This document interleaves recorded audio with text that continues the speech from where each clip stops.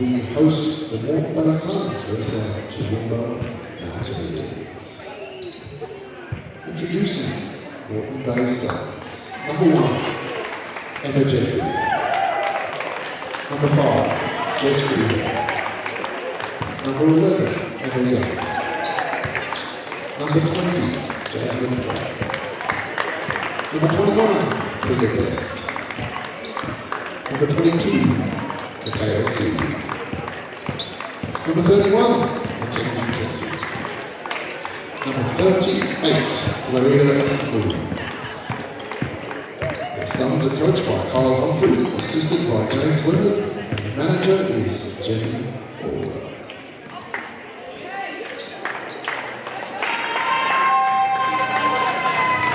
Make some noise, Toowoomba, as we welcome to the floor your 2025 QSL1 Division Champions, your Clive Berghofer Toowoomba Mountaineers. Number 1, sponsored by the Collective Salon Suite, Sammy Hunter. Number 2, sponsored by Berghofer Toowoomba, Amelia Stevens. Number 3, sponsored by John Goodson, Dakota Wilmot. Number 6, Brittany Hayes. Number 7, sponsored by KR Plumbing Supplies, Chelsea Chapman. Number 8, sponsored by Green Line Designs, Yasmin Chapman. Number 9, all the way from New Zealand, Honey Cooley. And number 10, sponsored by Haskell Reuters, Crystal Tibbs. And number 11, sponsored by Sarah Springate Relay, Lara Yaxley. Number 14, sponsored by Pittsburgh Fleet Maintenance, Alicia Stevens. And number 15, all the way from the US of A, sponsored by GTL Concrete, Abby Stevens. And last, and definitely not least, sponsored by Douglas Flint Proprietary Limited, Cassandra K.D. Jolie. The Mountaineers are coached by Matt Cox, assisted by Monica Conway and Trisha O'Hara. And thank you very much. If you're able, please stand for our national anthem. Thank you.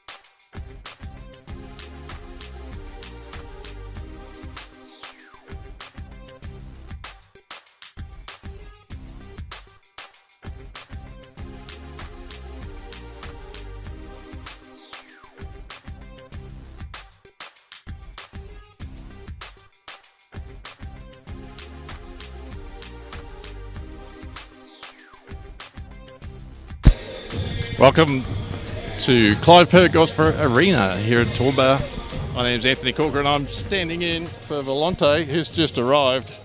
Clearly doesn't have a watch, but I'll let him get set up. Welcome along, everyone. This afternoon's game between Toowoomba Mountaineers women and the Moreton Bay Suns women. So we're looking at a 7v8 lineup here today. Moreton Bay, actually both teams on 2 and 7. Moreton Bay probably got a little bit better win-loss percentage than Toowoomba at the moment, but I think the last time these two met, it was a Moreton Bay win by about 10 from memory. So, Volante, welcome. Thank you for having me. No problem at all. Glad you could make it. Yeah. Oh, glad to see you again. Last week was a wonderful success, so yeah, back to back. Yeah. I thought I'd be able to come and help you out till halftime today, big fella. Oh, thank you very much. I always appreciate it, and it's always good to have a conversation with you. And yeah, like you're doing a back-to-back. I'm hoping that the ladies can put together back-to-back wins. Yeah, good win for them last week. They toughed it out in the last quarter there. I think they were down at the start of the fourth and then pegged it back and got a good lead towards the back end of the quarter and just took control. Yeah, absolutely. What are your initial thoughts on this game? Well, like I said, last time Moreton Bay won it. Again, that was a game that could have gone either way in the last quarter. I think a couple of unfortunate tech fouls on Coach Matt Cox towards the end of the game. Didn't help his cause, but again, I think this team's getting better and better each week. They're starting to play together better, and I think that their shot selection's better than what it has been. It'll be probably a different game in terms of you see Moreton Bay out here in a bit of a man early, so it's a good drive. Yeah, absolutely, and just like that. And look, first possession is very telling often. And yeah, the ball movement on that first possession for your local Nears was very, very good. And unfortunately, we were not able to convert the layup, but it was, it's hopefully the rest of the game is like that, and it's the start of a pattern. So just want to give a shout out to our live stream sponsor for today, Limit Farms. I was hoping Volante, I keyed up Steve Cluck to come and have a few words. Yes, absolutely. And he's the man behind Limit Farms down there at Gatton, I suppose. So yes, Clucky's got a nice farm down there, which he's been managing for a while. Steve Cluck, for people who don't know, ex-Mountaineer, has probably played a couple of hundred games for the Mountaineers over time. I coached him in 2015. You coached him in 2015? Talk about the good old days. Yeah. I used to be much fitter back then. You were still in school, weren't you? I was actually. Yeah, good memory. I remember you there playing for Centenary. I was a menace in Centenary, and then after that... King of the playground. Yes. I used to be. I wish I can bring those days back, but unfortunately they're gone. Look, quick update on the score. Toowoomba Mountaineers trail 0-4. 3-point attempt there by your star player, and down it goes for your captain. Yeah, Abby's got a nice three. I'm going to just check some stats and see how she's shooting on the season, but I imagine she's going all right. Yeah, and she is. Mountaineers still short-handed with, I believe, injuries to our input from the Gold Coast. But nonetheless, Abby Stevens, she's really taken on that leadership role. We saw it last week. We've seen it to start off the game today as well. And in that three-pointer to get the Mountaineers on the board. Yeah, just a big shout-out to her. She's been doing really, really well. Well, she's shooting it at 31% from the three-point line. On the season, 21 from 66. That's not too bad. Yeah, we'll definitely take that, especially when you consider that sometimes we shoot 2 from 24 from the field, from the three-point line. So we'll take the 30%. So actually, interesting matchup here. Points per game, number 1 for Moreton Bay, Larita Saloom. She's leading the league at the moment. Points per game, 22.5. 22.5. Followed by Abby Stevens on 20.8 points per game. So Absolutely. There you go. The two top scorers playing today. We'll see who comes out on top. And that's a tough miss there for number 14, Alicia Stevens. But your Mountaineers, off that second layup there by Honey, they should be trailing. They should be leading 5 points to 4. Maybe there's a scoring error. Oh, you got me last week. I will get you this week. Did you buy a raffle ticket? A raffle ticket? I did. Yeah. Did you win it? Oh, no. So Link Community Services, the fantastic organization that I'm part of, we do this annual event where we have, we collect funds to help support and raise awareness for against domestic violence. Yep. And I was talking to Johnny a couple of weeks ago, and he was very, very kind and allowed us to be present today and sell some raffle tickets to help spread that awareness here tonight. So Yeah, that's I'm good. glad you bought a raffle. You got to buy more. Yeah, I'll hit me up. I'll be good for some. That's good. But we do the giveaway next week, Friday, at between 11 a.m. and 1 p.m. if you have time. If anyone has time, at Queen's Park. So there's a barbecue. You can buy a sausage, get a drink, meet some people, have some fun, and win some prizes. There's a lot of good prizes to go out. And just for a price of a raffle. Nice. Yeah. How long have you been involved with that organisation? That's a nice shot. That's a nice, tough layup there, and one opportunity for Abby Stevens. So Link Community Services it's an organisation that I started back in 2020. It's a community services organisation, and we work with the Department of Child Safety and the NDIS. We provide a whole range of supports, including community access, assistance with daily living, supported independent living, residential care support. We're here in Toowoomba, but we're also across the south, East Queensland. There's Loretta Salom getting an easy offensive rebound and a putback. That's great, V. Good to hear that you're out in the community making a difference. Just trying my best. And I love people. I think everybody has something they can contribute to their community. And just doing my best to do my part. Another 2 points from Loretta. Yeah, Loretta lovely fundamentals there. Saloon. Yeah, nice move. Yeah, really nice move. And that's an incredible save there for number 2 for your Mountaineers. Honey with the opportunity for 2. Declines, goes inside, banks it in for a 2-pointer. Toowoomba Mountaineers lead 11-8 with 5:35 to go here in the first.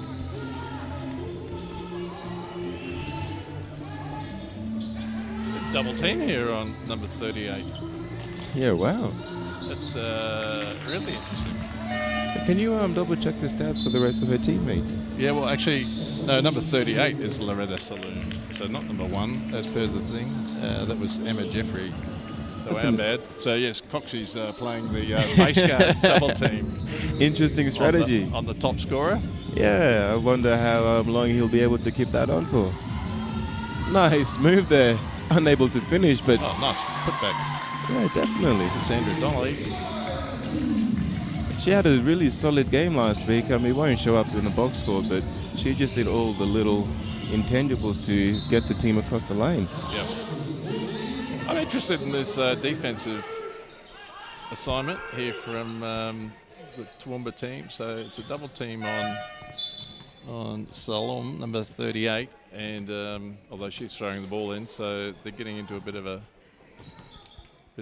zone set up here for the inbounds, but it'll be interesting to say pick her up again. Yeah, absolutely. And I wonder how long Coach Cox is going to stick with this approach. Yeah. Well, she just had a 3 then, but missed it.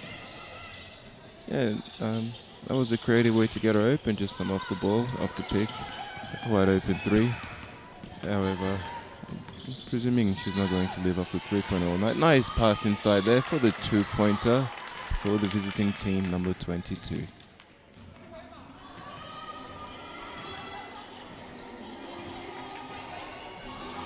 Look, while I have you here, last week for the men's team, it was a really strong performance overall for the men's team. We were unable to bring it home and lost with 1.6 seconds, under a second left What was your message to the boys afterwards? Look, you know, I think in these tight games that could be our third, maybe fourth game where we've lost by less than 5.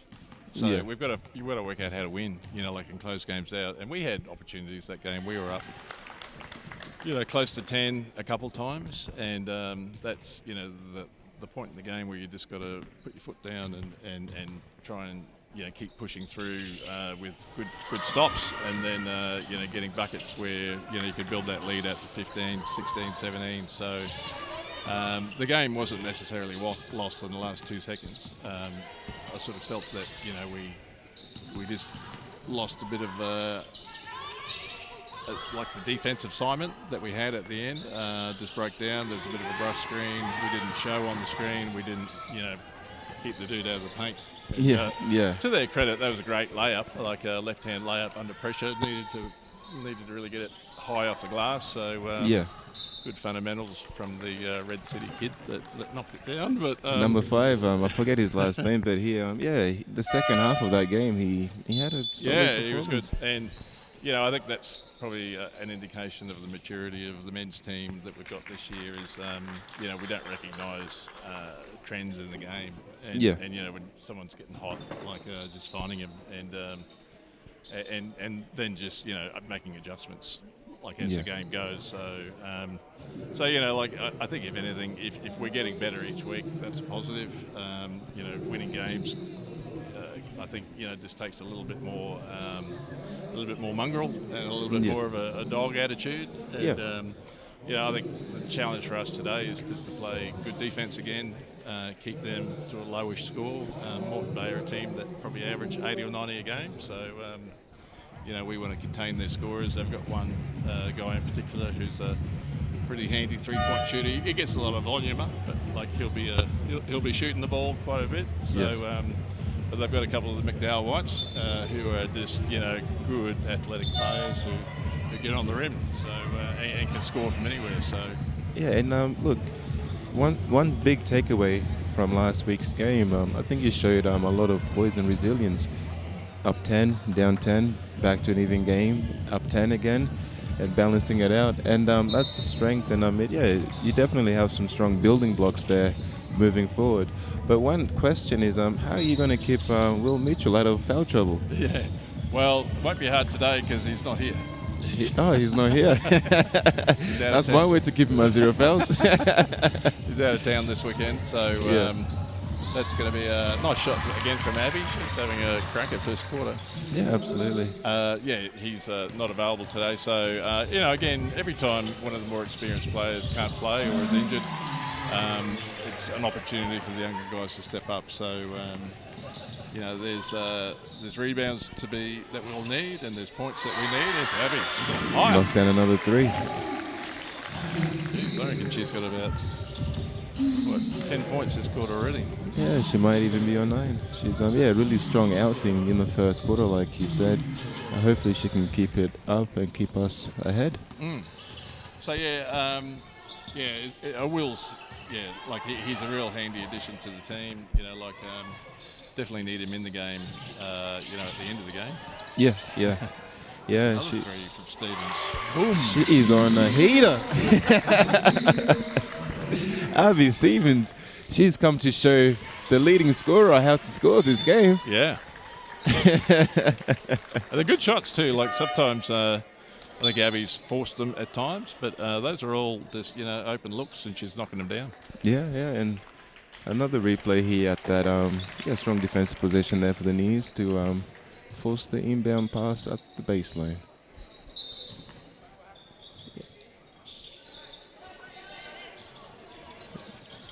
Visitors with the ball, number 30, foul called. Nice defensive stance there for your local Mountaineers as the ball changes direction. Yeah, that, you know, on-ball screen, like, the referees just love that. Like, I don't know what it is. Like, you know, the offense is allowed to set an on-ball screen, but this sort of seems like any time if the screener is slightly moving. You know, Yeah. like they're calling it as an offensive foul. So Yeah, and look, it might look simple to set that screen, but live action, it's actually very hard. You have to be stopped. Otherwise, yeah, like you said, the referees are keying in on that, and could easily lead to a turnover. and often it's the person coming off the screen. You know, if they're a bit anxious, Yeah, they go early, and the screen is not set. 9 times out of 10, that's an offensive foul. So anyway, good lead here for the Mountaineers, 21-11. yep, just under 2 minutes here to go in the first quarter. The ball out of bounds by the visitors. Your Mountaineers with the ball inbound in baseline, and checked into the game is number 6 for your Mountaineers, Brittany Hayes, looking to spread the floor out here. She's one of our over the last few years leading 3-point shooters. She's a vet. Yes, she is a vet. So she was in my team in 2013 and 2014. So I think she'd been playing for a number of years before that too. So Yeah, good longevity from Britt. good showing of longevity there as well. And she's one of the best that has come out of Dolby.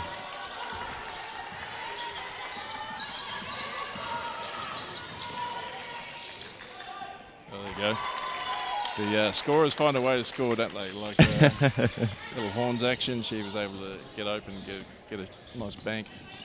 Yeah, and look, I'm sure this is not her first time getting double teamed, and she's still averaging 21 points per game. So she definitely has the tools in the arsenal to overcome these challenges that the defense is posing her and get on the board. And we saw that with that tough 3 and wide open look there for Hayes, and she knocks it down for the long 2.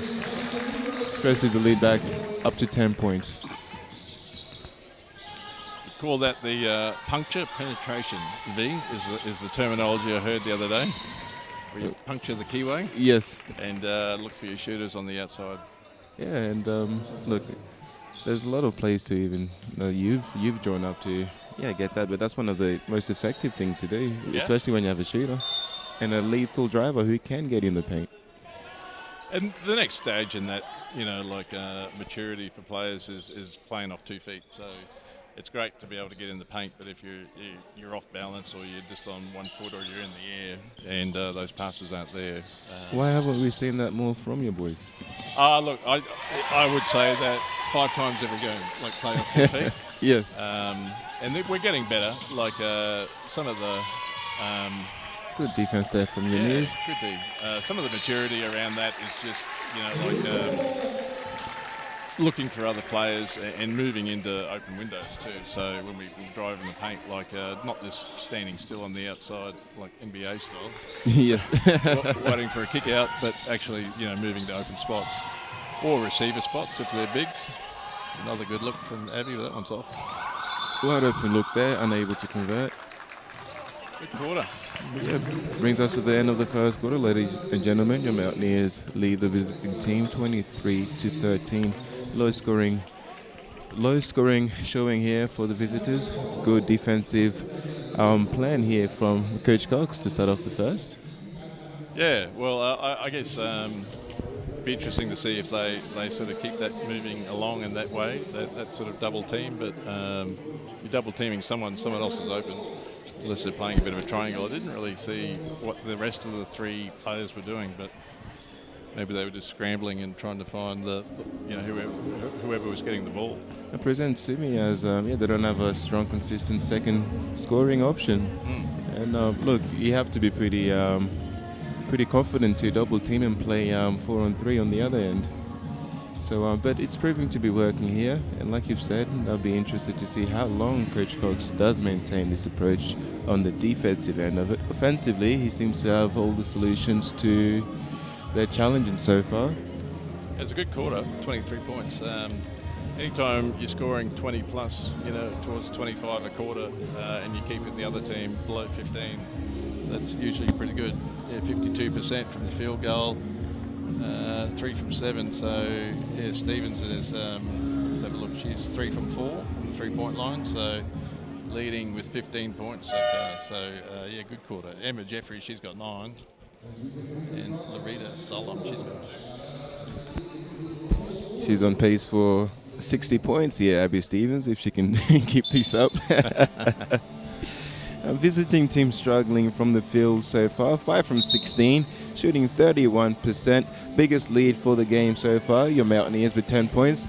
Moreton Bay with 4 points. Lead changes, we've only seen one, so the Mountaineers took the lead and they haven't looked back. Yeah, they've hung on to it. So, yeah, I think second quarter is going to be interesting now, see how Moreton Bay adjust. Yes.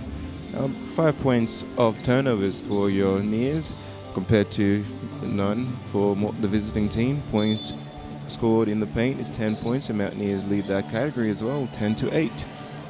And we're live. We're on our way here for the second quarter. Mountaineers with the ball. Honey with the wide open look. She finds the shooter in the corner. Ball goes up. We're able to corral the rebound, and 2 points up to 17 is Abby Stevens. Yeah. Yeah, easy rebound. Didn't get boxed out, so took care of that one. And see the Mountaineers women back here in a little 2-3 zone. Nice. Actually, might be a boxing one. Looks like that girl we're talking about who's the scorer was double teamed there. I think they got to find Abby in transition. That should be boxing in one. She's up to 19 with 9 minutes to go here in the second quarter. Abby, she's playing freely, more free than usual, and she's on the heater here. I'd like to see her continue. Missed opportunity for the 2 there for Moreton Bay. Mountaineers on the fast break. With the rebound is Chelsea. She goes up for 2. Yeah, a bit slow in transition there. Transition D, Moreton Bay.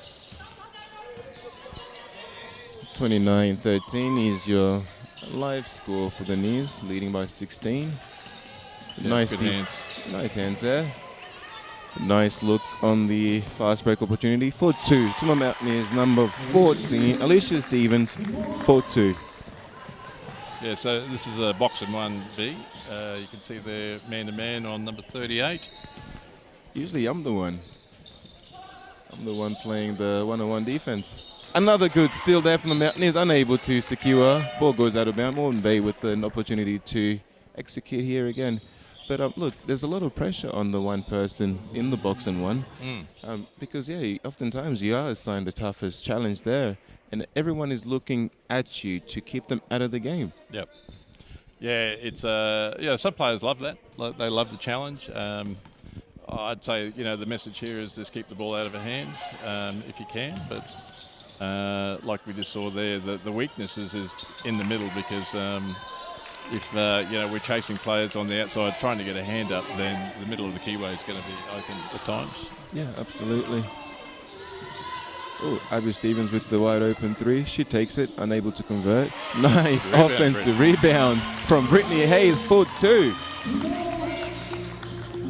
Yeah, they're really capitalising on their opportunities, Mountaineers women. Yes. Oh, that's a bit rough. And people say basketball is a non-contact sport. I mean, it wasn't much. It looked like she had plenty of ball on that one, but Stevens picked up her first. Yeah, first foul there on Abby Stevens, number 31 for Moreton Bay, at the free throw line for 2. Well, I think the Mountaineers women, yeah, like I said, they're going to have a lot of confidence coming into this game. Win last week, and they just grounded out to win that game. So they've started here super confidently. Like what they got now, 18-point lead. Midway, not even midway through the second quarter. Yeah, and look, and Abby is still on the heater here. Ball's moving nicely for the Mountaineers. No one is taking any forced shots. And just like that, an open opportunity for 3. Even their misses are looking good. Yeah. Well, I think they just, don't want to fall in the trap. You saw Moreton Bay in a little 1-2-2. They don't want to fall in the trap of just banging away from outside now. They need to continue to look for those fast breaks and get in the paint. Yeah. And off the bat as well, this is a nice rebound game for Honey, who struggled from the field until the later stages of last game. But she's come right out the gates firing, and another assist there for Honey. Yeah, nice layup from Stevens. She, needed to be strong on that one. Yeah, finished it. It's travel. Number 8 for the Mountaineers, Yasmin. She's still away. She's still unavailable for your women's squad. Any updates on her timeline? No, I haven't heard where she is. She's not here tonight though. So she's an exciting player. I like watching her. Like she's a real athlete. Yeah. Just sprints up and down the floor. There was a game against Gold Coast, which was a away game, but she looks like the sort of player who could just get 20 layups a game. Yeah. And not really break into a sweat. She doesn't get tired. Yeah, look, the Neers are doing well without her, and they did well with her. So, and they've had a lot of opportunities for other players to step on the floor and continue to develop. So I'd be very interested to see, how they look when they are at full strength. Because she brings a lot to the table, and especially with all the progress that's been made so far in her absence, she can get this team doing even better than they are doing at the moment. And they're doing well. Yeah. So we'll just give a plug to our game sponsor today too, DP Wealth. That's they've been a long-time sponsor of the Mountaineers program over years, so great to have them back involved. And again, our live stream sponsor, Limit Farms. Steve Cluck has the best broccoli in town. I'm looking forward to talking to Steve. I was telling Clucky last week there was a road trip when he was playing, and for some reason the boys made a comment about, bring some food with you, Clucky. And so we brought a box full of cabbage and cauliflowers. And cauliflowers. The boys ate some of that on the bus on the way back. They actually ate it. Or somewhere. They actually ate it. Yeah. Meanwhile, that's a great rebound there again from Stevens and put back for another 2. She's up to 21. So we had a bit of a laugh about that. Cabbage and cauliflower. Was it cooked, boiled, steamed? No, raw. Raw. That was Mackenzie Kessie. She got that rebound. The boys were not fussy that day, and it's a long trip. Well, it is a long bus trip when you're driving back from Rockhampton. Yeah. Did we win that game in Rockhampton? Oh, I can't remember. Yeah. It's a bit of a wild atmosphere up there when we were back in QBL. Yeah. Look, obviously the plan for both Neers teams is to get back up to QBL. But these are really good times to keep building. How are we transitioning to that? What's the progress along that plan? Well, to my knowledge, there's there'd be a reapplication process for Toowoomba Basketball Association to let Basketball Queensland know we wanted to get back in. There's some financial criteria that have got to be met, and obviously some other criteria around the number of teams in the association and number of members and that sort of thing. Because from experience, I can tell you, a NBL1 program with maybe sort of 2 sort of import quality players, whether they're like Australian imports or just say fringe or NBL players, and other players who probably expect to be paid. There's the budget could be anywhere between sort of 180 to 250,000. Like that's just. I guess that's not just players. That's all costs together. But it's an expensive program, and I've heard stories of some associations spending upwards of 400,000 on the one program. But then they're buying some pretty quality players. So it's expensive. So you've really got to have great, not only community sport, but real strong sponsorship behind that. And it brings other benefits to town when you've got like good players in town. They can work with the juniors and also just in the club programs and things like that. So it's definitely I guess a direction we'd like to be back in. But I think it's. And again, when you look at other associations who have had a break out of NBL or NBL1, Logan, Northside, Runaway Bay or Seahawks.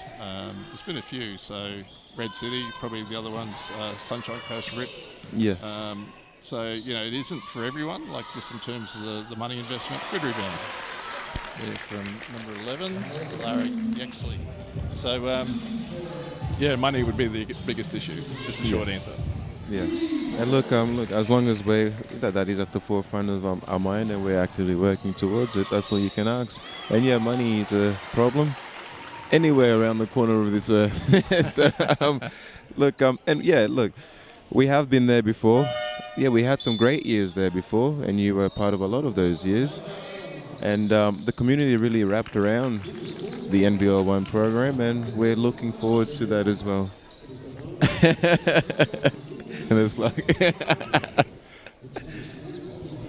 yeah, we'll, I think it'd be a good lead here from that Nest 41-19. Little timeout here from, I think that was from Moreton Bay. So, again, great lead here for this stage of the second quarter. Yeah. Mountaineers women just playing really positively, chasing rebounds, just extra passes where they need to. So but they don't seem as flustered as they have been in the previous games. Some games they just tend to sort of run out of options and they take the option that's there, which sometimes isn't the best option. But they seem to have plenty of time to think today, plenty of time to move the ball, and players in the right spot. So and then, like I said, O-boards, just that effort is fantastic. And this takes us back to the first possession of the game. Yeah. They look calm coming out the gates, and we've seen that calmness transfer from the first possession until now. And hopefully they can maintain that going forward as well. Yeah, it's great when you can have a game where you deliver the knockout punch in the first 5 minutes, and then all you need to do is keep building on that lead. Yeah. And look, it's also great for the younger players. They get a chance to get out there and put in practice those things that they're working on in the background and actually try it. And tough games, close games, you're unable to bring those things to the forefront. But games like this, if you can maintain the lead, especially within the last minutes of the fourth quarter, you can pull out new moves from the arsenal and look to perfect it. Another good steal there from Mountaineers. Still numbers are piling up, a turnover there. Good contest from Abby Stevens to stop the fast break opportunity for the visiting team. Yeah, good scramble there. Kept them off the glass, and although unfortunately it's now Moreton Bay ball. I keep wanting to call him Caboolture, V. Caboolture. Well, that's initially where this team comes from. Oh, really? Yeah. They used to be the Caboolture Sons. Yeah. Oh, yes. Now we have Caboolture Reds. Actually, no, we don't have Caboolture Reds. I was going to say, you're talking rugby? Or? No. I remember playing this team down in Caboolture. Yeah. They had that little funky stadium. They're in a nice sort of 5-court venue now down there at Moreton Bay, but they had this little funky stadium that was, I don't know, out in the sticks somewhere, and it was always a bit interesting to play there. Yeah, because they did. The walls were right close next to the court, so you never really wanted to run too hard. You just smash yourself into a wall. A bit of an upgrade there for the visiting team. We'll take it and protect our players while we're at it. Unfortunate foul there for Moreton Bay. That was on number 11, I think. Larry Yaks. No, number 11. Emma Young. So what is Caboolture doing in terms of a team? Are they looking to rebuild that stadium and start a new team, or are they just going to call it an end there?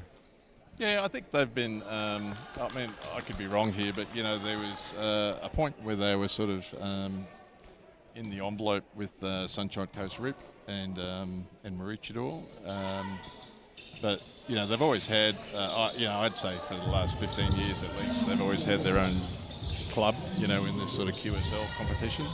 Yes. Not quite sure why they've never looked at wanting to play NBL1. I'd just say they're at a growth point where they're comfortable just being in QSL. looking at all these players who are playing in this comp and in the men's comp too, like they wouldn't be spending a great deal of money, on players or a program. So, that's fairly sustainable model. Like just to get local guys and local players and just give them opportunities to play at a good level. Yeah, and building that talent. But the difficult part, as you would know, is just keeping the team together.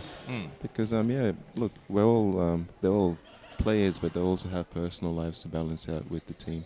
People grow up, people move, start families, and that model there is one of the reasons why as well you do need input players to get you over the hump. Yeah.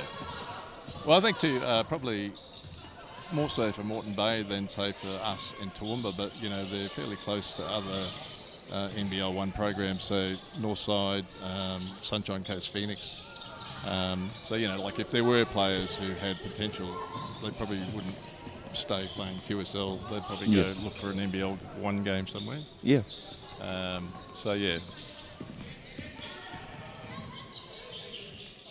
Nice shot. Nice little pull-up. She likes to go left. She does, yes. And that was a unforced turnover there for your Mountaineers. Ball to Moreton Bay, sideline inbound. 2 minutes and 11 seconds here to go. Your Mountaineers lead the visiting team 41-25. Strong showing for your Nears so far. With the half-time approaching, what would be your message for the team? I think if I was Matt Cox, I'd say don't look at the scoreboard because third quarter is new game. It's just think it's 0-0 and we need to get out there and do what we did in the first half. Yeah, absolutely. Because that's probably one of the worst things the team can do is just think, we've got a good lead, we don't have to go hard. But they could definitely build on this lead, and that would really help the win-loss percentage towards the back end of the season. But see Matt Cox having a timeout. He's probably, I think Mountaineers women haven't scored in the last 3 or 4 minutes, whereas Moreton Bay's probably put on about 8 points. So good timeout to stop their momentum a little bit and have a chat. Yeah, absolutely. Good call from Coach Cox there. Nears were minutes ago up 19 points, but Leeds cut down to 14. So Coach Cox is looking to stabilise the team ahead of the half-time break. And look, this is also an area of improvement here for Coach Cox, as he's picking these moments early. Historically as well, not last year. Last year was an incredible year, but the years previously we've struggled with noting the moments to call the timeouts to stop big leads from vanishing. Yeah, it's a bit of a skill. Yes. Sometimes you get it right, and other times you get it wrong. Like,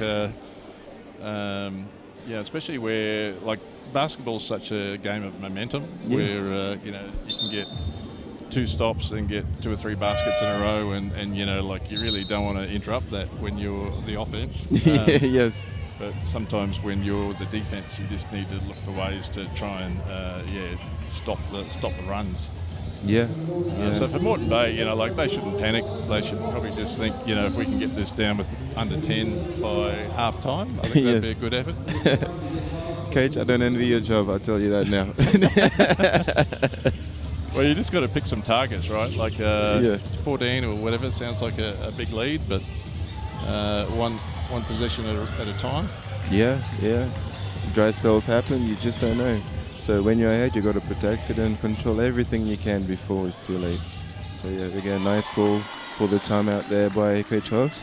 Leads to the reset defensively for the Mountaineers as they get that still there, unable to control the ball. Ball goes out of bounds. Moreton Bay ball baseline. Those are the ones that just make you a bit angry. Like it's an unforced turnover. Just ball handling issue. So anyway. Yeah. You have to control what you can control. Good cut. And off points off turnovers. Another 2 points there. Cuts the lead down to 12. And just at the minute mark here, almost another turnover there for the Nears. Honey able to secure that possession for the Mountaineers. Ball sits with Abby. Abby goes inside. Whoa. Abby goes up. Abby is... Good take. Is that an offensive foul? Or No, he's counting that.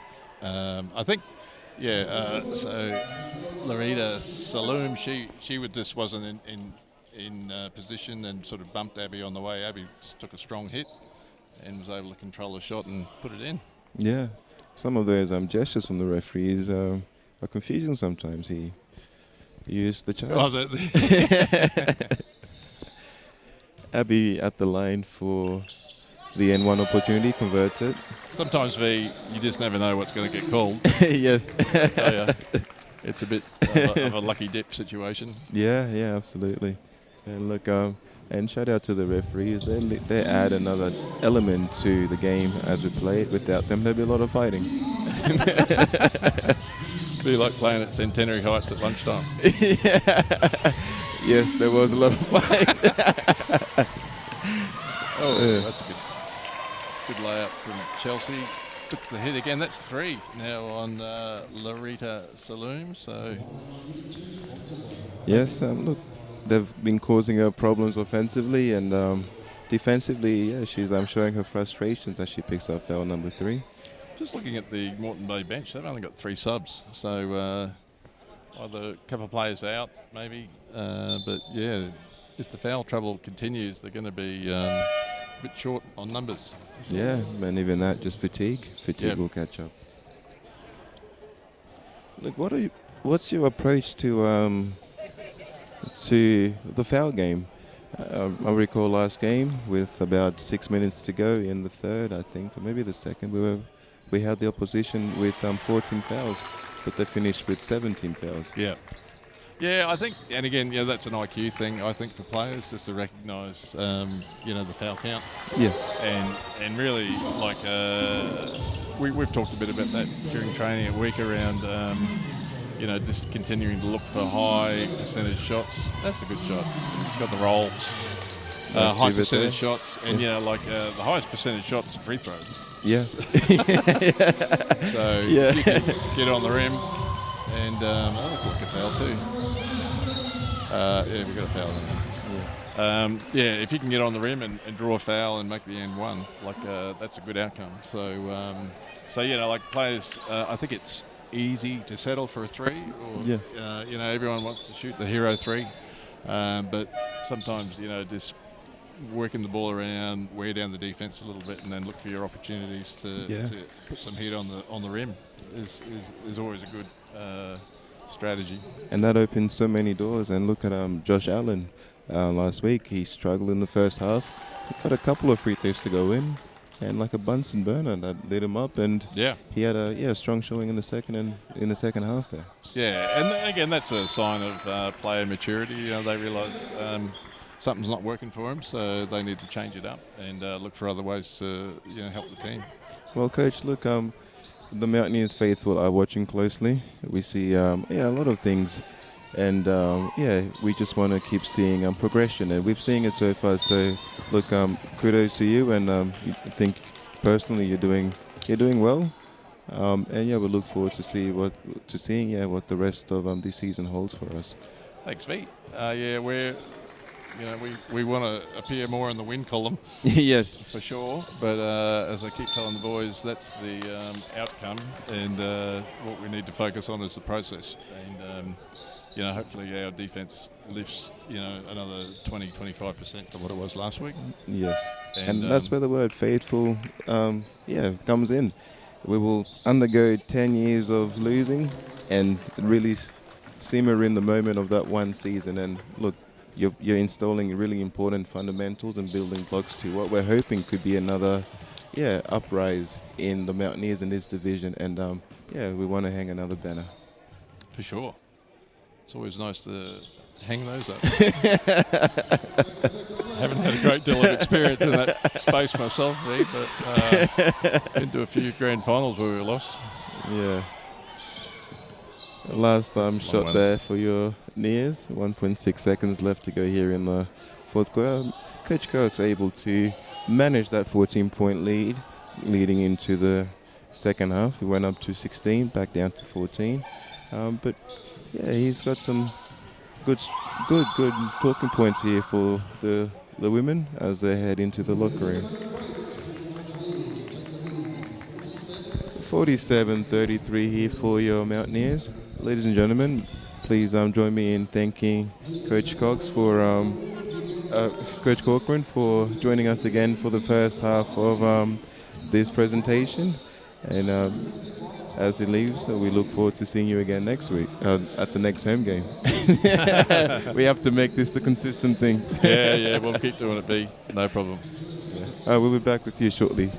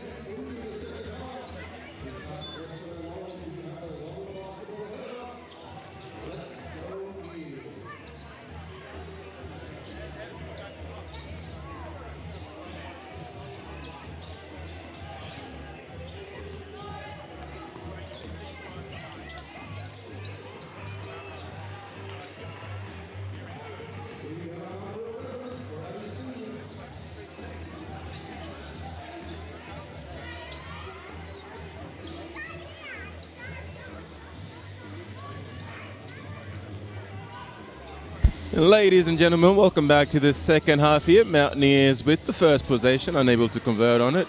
Score is 47-43, correct that, 47-35 as the visiting team go up for two. We have a special guest today, our live stream sponsor. Introduce yourself, please. There you mate. Sorry. Turn the mic on, that might help. No, it definitely does help. Yeah, no, Steve Cluck, mate. We've got a farming business in the Lockyer Valley, but before the farming business, basketball here for. Before the farming business, you used to play local basketball here. Tell us about that. Yeah, well, I've been in Toowoomba. I was born in Toowoomba, and then ended up at St Mary's in Toowoomba. Played basketball. Played for Mountaineers here for years, and loved it. A lot of mates here, a lot of good people. Hey. Yeah, so it's safe to say that the Mountaineers, they're close to home. They're part of, your core. Yeah, yep. And, Toowoomba basketball's done a lot for me over the years, and now my daughter's playing, so yeah, it's pretty cool to be involved still. Yeah, it's a transgenerational thing, and look, I'm glad that you're here, and I can tell that you're very passionate about it, and you've taken it to the next stage, and you're sponsoring the Mountaineers. Tell us about your business. We're a vegetable growing family business. I heard you took cabbage and cauliflower. Cabbage, lettuce, celery, wombok, kale, all the green stuff. Yeah, where are you located? In the Lockyer Valley and at Toowoomba, south of Toowoomba. So we just Now, how long have you been doing that for? I grew up farming, and then in between, school I do a bit, and then I actually went and worked pretty hard after school. Didn't play a lot of basketball for a while. Trying to set myself up a bit, and then thought we'd better get back into basketball before I got too old, and that's where we are now. I'm too old. Here's a gem for people listening and people watching. So I want you to please share that with the people watching and people that watch this later, because there are people that replay it later. Yep. But you said you played basketball, you took a break, focused on business, and then you came back to basketball. That gap there was a cornerstone for you. It was a setting moment. You realized that you had to do something, and then you did it, and you came back and you refocused. For the men and women watching this and the young ones, look, that's a big decision. You realize that, hey, I need to focus on myself a little bit here, and then you came back. What was the thought process there? What did you achieve, and then how did you know that it was time to come back to basketball? I always loved basketball. That's what got me through high school, playing sport with my friends, and then, there was a bit of pressure to come and play Mountaineers straight from that, and I probably fought that a bit because we needed to set ourselves up and, try and make a bit of money while you're young. I always say make hay while the sun shines. That's what I say to a lot of my staff, just do it while you can, not later. So, head down, bum up for quite a few years, and still played club and everything. Yeah. And that allowed us to probably establish ourselves a little bit. And then, I came back and played basketball back with the Mountaineers for quite a while until we had our second child, actually. I've got 4 kids now. So, but once we had our second and a fair business going on, and just couldn't fit it in anymore, but loved it while we did it. I love coming to the games, and always love to come out and watch and support.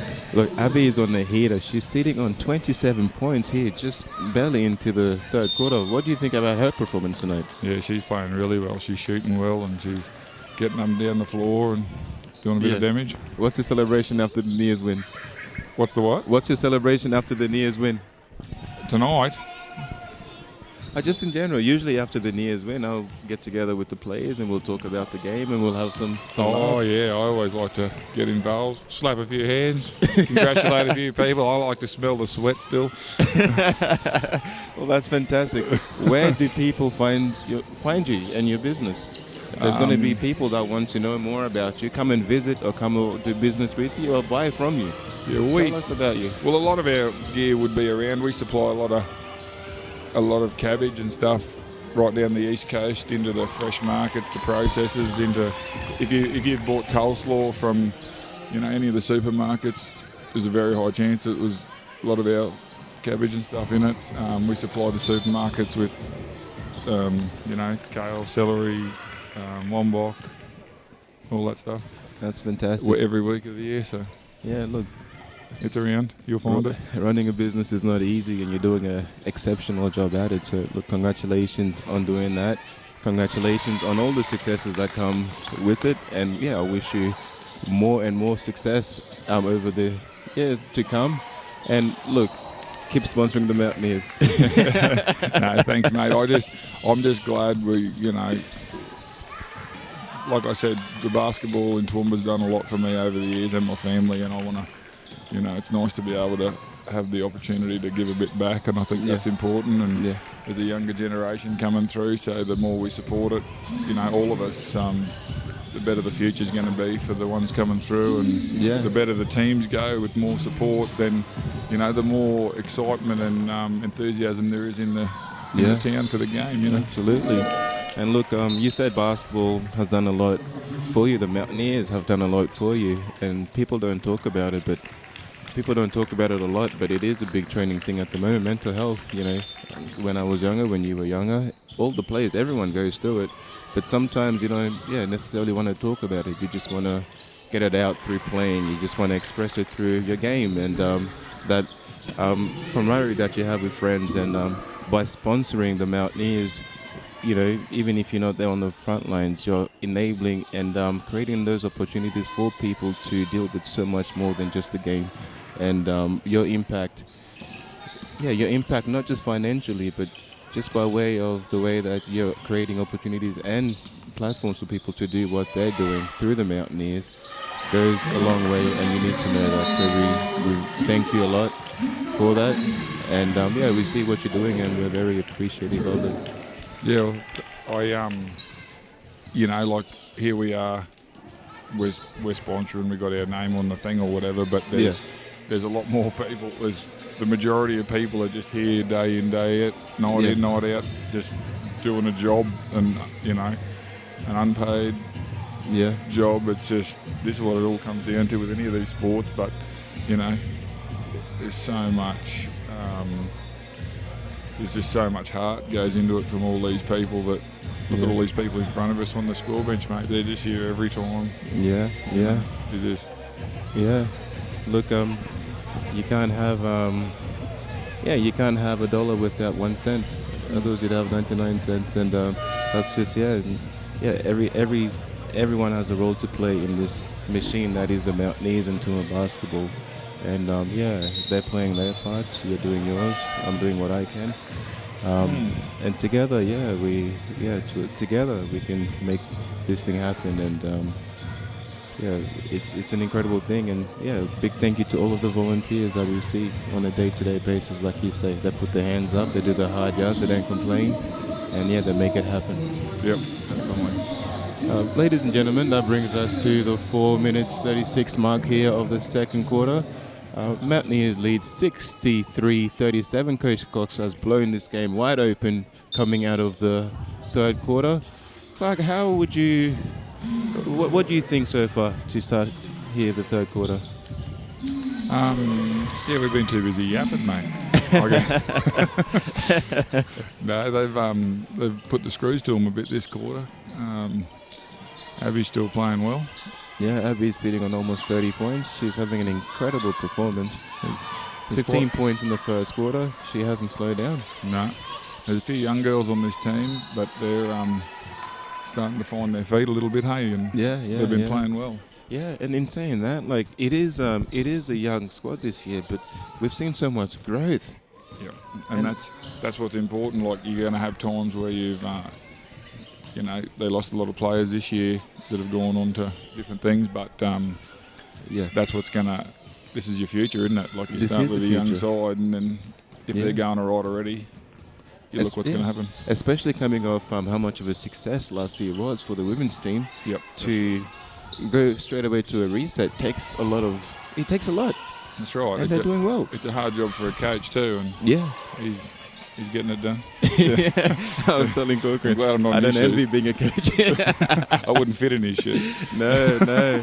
And Coach Cox has done well in terms of that. And in saying that, I was talking to Corcoran about it as well. But with 2 minutes to go in the first half, they had a bit of momentum, Moreton Bay did. But the timeout slowed down the momentum, allowed them to maintain just that lead to go into the half time, and allowed the girls to rest, and created this opportunity where boom, they come into the third and they are just putting it on them. So coaching is definitely a skill and an art, and it's not for the faint of heart. No, it can be a tricky gig, that one. I think I don't think there's too many people want to be in his shoes on a game night, but now at the last couple of minutes of that half, they had a couple of quick fouls which brought the game a little bit closer too. So they've widened it out again this quarter and got a bit of a roll on. It's looking pretty good, actually. Well, segue action here. Speaking about refereeing, speaking about coaching, would you be a ref? Would I be a ref? Yeah. No, it's too much pressure for me, mate. Too much pressure. Yeah. So clearly it's not easy to be a ref. No, I'm very grateful for anyone that wants to be a ref, mate. So I say that because the NIA sent out a memo during this week in relation to the code of conduct, because there's been some behaviours and poor and disappointing engagements with referees from players who play socially. And I just want to take this opportunity and I'm sure you can relate and agree with it, but the refs, they have a tough job to do. Without referees, there's no game. There is no game without refs, and like I say, I've been playing basketball for a long time, and as a junior, you sort of, as you get older, you sort of go, what would you say?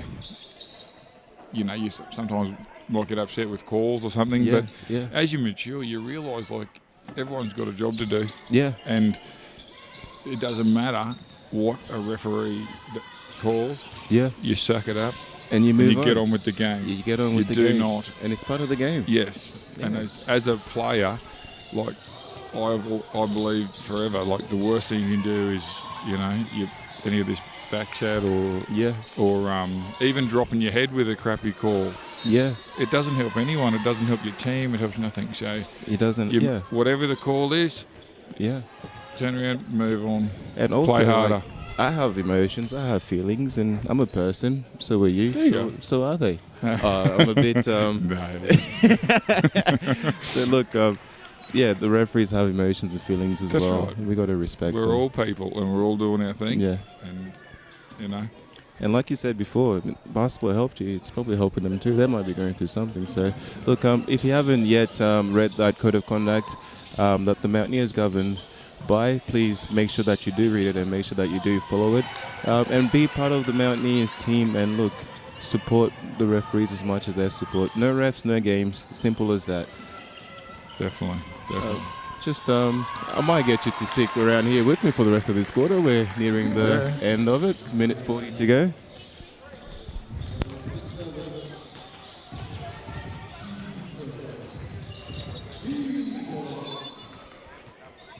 Oh, we got an air ball there. Turnover to Toowoomba. Mountaineers here with an opportunity to keep extending on this lead and push it to 30 points here to go in the third. What a cushion that would be to go into the fourth with. And sitting on 14 fouls, so low fouling game here for both teams. Moreton Bay with 2 team fouls. Nice drive inside. unable to capitalize. Finds the open shooter in Dakota for the 3, unable to miss. Rebound corralled by Moreton Bay. A fast break opportunity here for the visiting team. Turnover there. That would have been a turnover anyways. That was a near turnover. Good fast break action. Better block. Moreton Bay with the ball. They have an opportunity to score here on the fast break, and the 2 is good. What a play there. Yeah, they turned that around quickly. We need to slow this down a little bit and make the most of this opportunity, and then not foul for the rest of the quarter would be good. Yeah, that would be good. But sometimes it's easier said than done. Yeah. It's easy from up here, I can tell you. Yeah. Another 3-point opportunity there for Dakota, unable to capitalize, but she secures the offensive rebound. Goes in. Joseph foul. He's going to the free throw line for 2. Good take there. And here's a replay here as she fights for the rebound. Gets it off 2 Bay players. Goes up and draws the foul. Good option. Free throw number 1 is loading for number 3. Unable to convert. Wilmot with an opportunity at the second free throw. Free throw number 2 is good. In the dying moments here of the third quarter, under 20 seconds left, visiting team with the ball. Ball sits with number 20, Priya Best. Ooh, opportunity there to steal the ball and score again for the Nears, but opportunity is passed up. Nice spin move. 4, 3, 2, 1. Honey with the long court heave. That looks good. That looks good. Just a bit short. Close. Well, Mr. Clark, Mr. Limit Farms, Mr. Businessman and Mountaineer. Thank you very much for joining us for this third quarter. We wish you every success with your business and in your personal life, and we look forward to your continued sponsorship of your local Toowoomba Mountaineers. Do you have any final words for the Nears while you're here? No, I just want to thank you, mate, for all your help and your support and the job you do on this, mate. It's all well and good sitting over in the stands there, but sitting up here, it's a bit more pressure, mate. And you do a beautiful job keeping this all under control. I appreciate it. Thank you very much. No, very good, mate. Thank you for your support, and just glad we can, join in with the team here. It's good. Yeah, thank you very much, and I look forward to doing this again with you next year. And hopefully we can make it an annual thing where each sponsor, Livestream and gaming sponsors, have an opportunity to come and talk to the Mountaineers faithful. And look, people at home, people at home definitely do see you and they appreciate your help as well. So you might not necessarily see them directly on a day-to-day basis, but they're there. Everyone's there and they're watching. And on behalf of everyone there and here, we do say thank you very much. Thanks.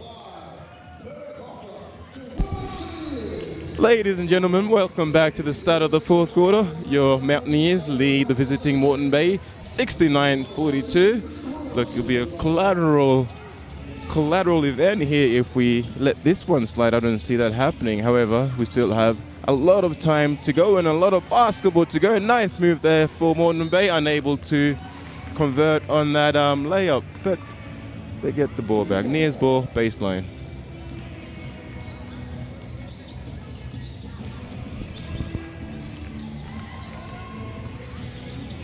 Honey with the ball, moves it to Chelsea. The ball sits with the Nears. 3-point attempt for number 14, unable to capitalize. Nears fighting for the ball, loose ball.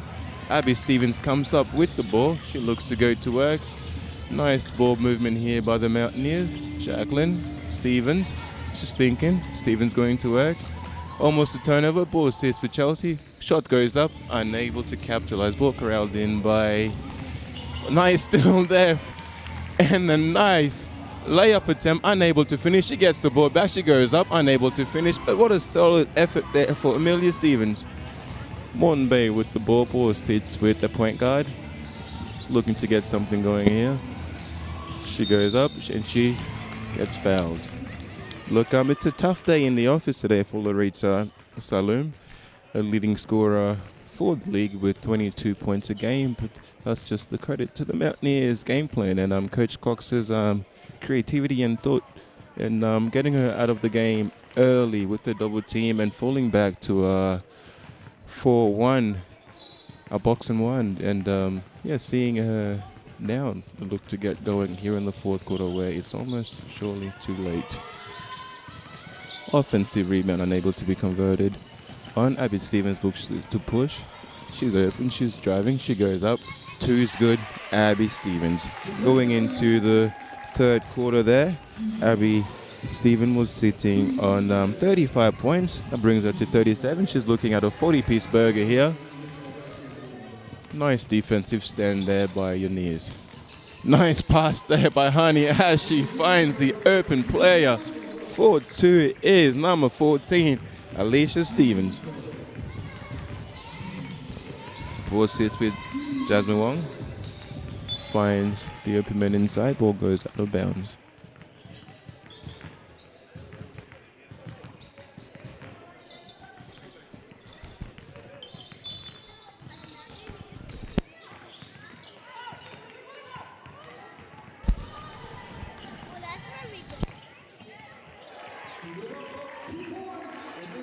Two points is good for number 2, Amelia Stevens.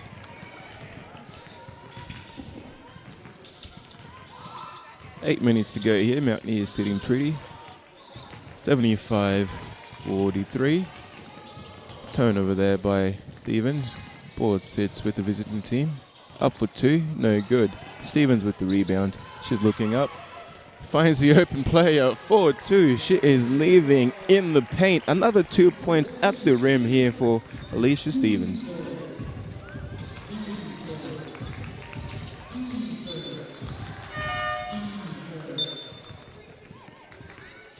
Chance of defense fill the room as the crowd is getting amped and into it. Again, if you haven't attended the Nears Stadium here, the Clive Stadium on Harry Street to watch your local Nears live, I encourage you to do so. The atmosphere here you would absolutely love. 3 point is up, 3 point is good, another 3 on the board for Loretta Saloom as she is, getting going. Another 2 points in the painful guess who, number 14, Alicia Stevens.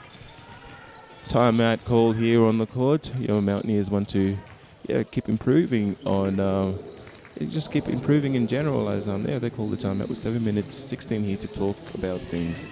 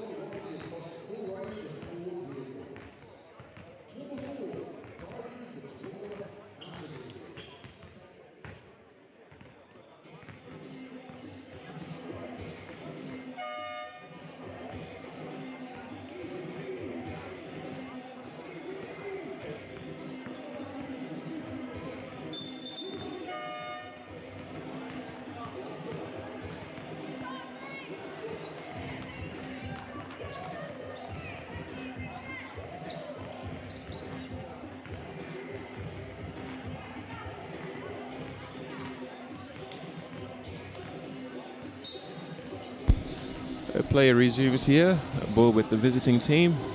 Number 20, Jasmine Wong. Good defensive pressure here from the Nears, almost a steal there. Ball back to Wong, open shoe in the corner.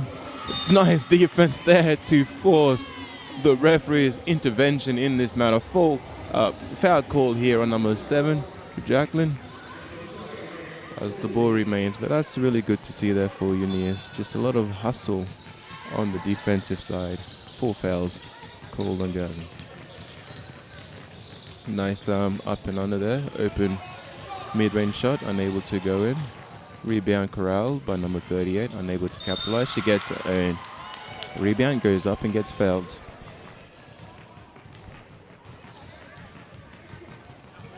Low scoring performance here and low field goal percentage here as well by Loretta Salom. She is performing well though on the rebounding end with well over 20 rebounds for the game.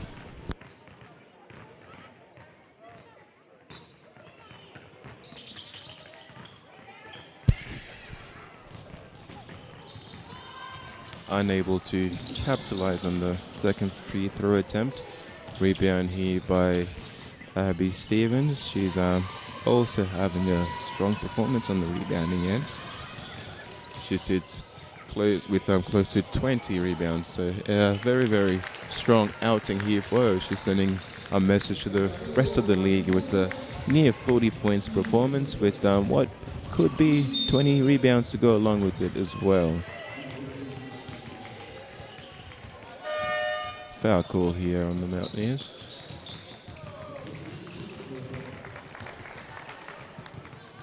Number 7, Chelsea Jacqueline exiting the game not long ago with 5 personal fouls. Mountaineers are already up to 4 team fouls here with over 6 minutes to go here in the 4th. Good look inside there to find the cutter, number 1. Emma Jeffrey, she's unable to convert. Nice behind the back move there by Abby. Ball assist with Dakota to number 8, Yasmin Checkley. She checks into the game for the first time, unable to convert. It's really good to see her back in the game. Interesting time of the game to see Coach Cox reintroduce her to action after her tenure away. Nice rebound there. She goes up, unable to convert. It's always a transition when you have been away for so long, so this might be part of the reason why Coach Cox has decided to introduce her back into the game that is almost good as done.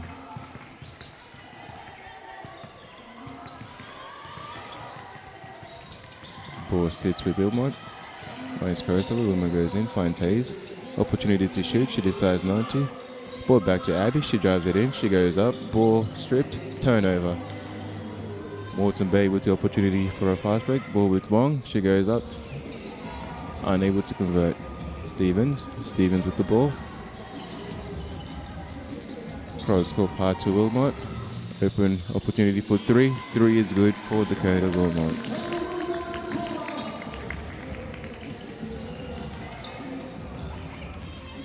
Wong with the ball.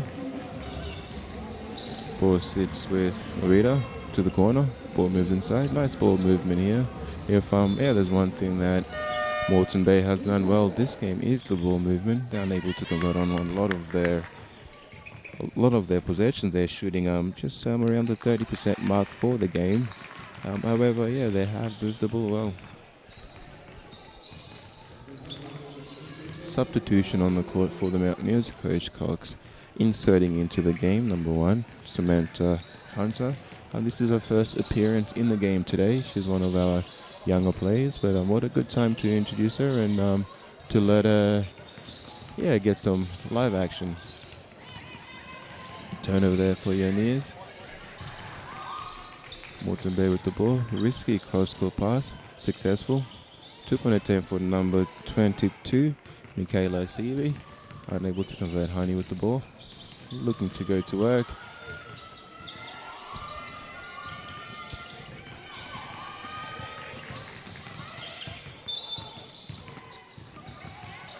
Foul on the court, Moreton Bay.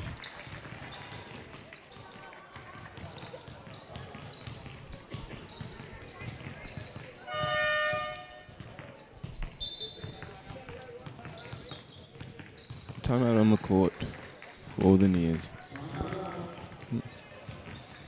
Special shout out again to our game sponsor, DP Wealth Advisory.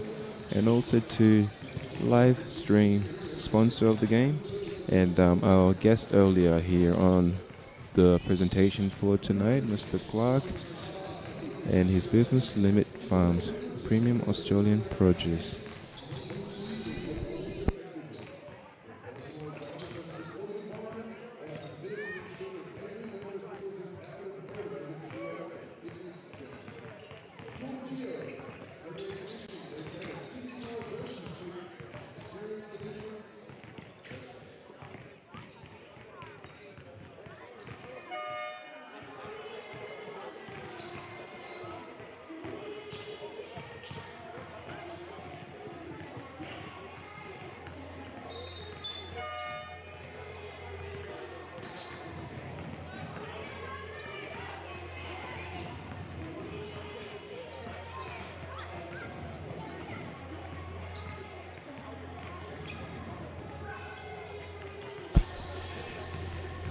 Yeah, and we're back with 3 minutes and 53 seconds here to go.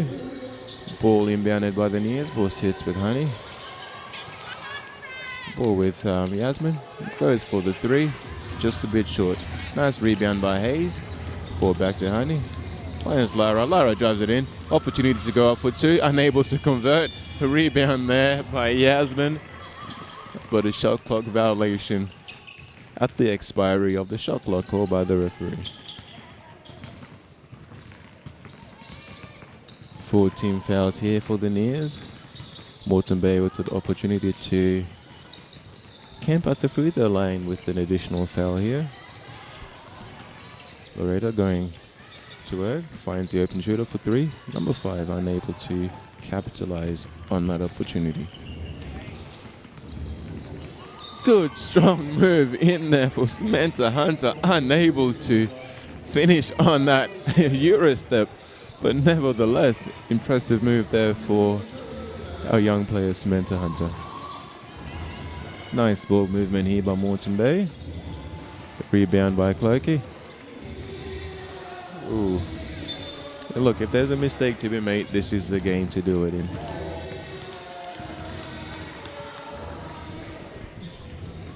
Nice encouragement there. Nice to see from Honey as she's fostering the live growth and development of Hunter. Nice spin move there by the Moreton Bay player. Number 31, Mackenzie Casey, unable to finish another opportunity. Ball sits with Honey. Honey finds Hayes, unable to convert. Rebound by Mackenzie. The captain, number 5, Jess, starts the action for Moreton Bay. Nice mid-range jump shot there for Loretta Saloom as she gets on the scoreboard again.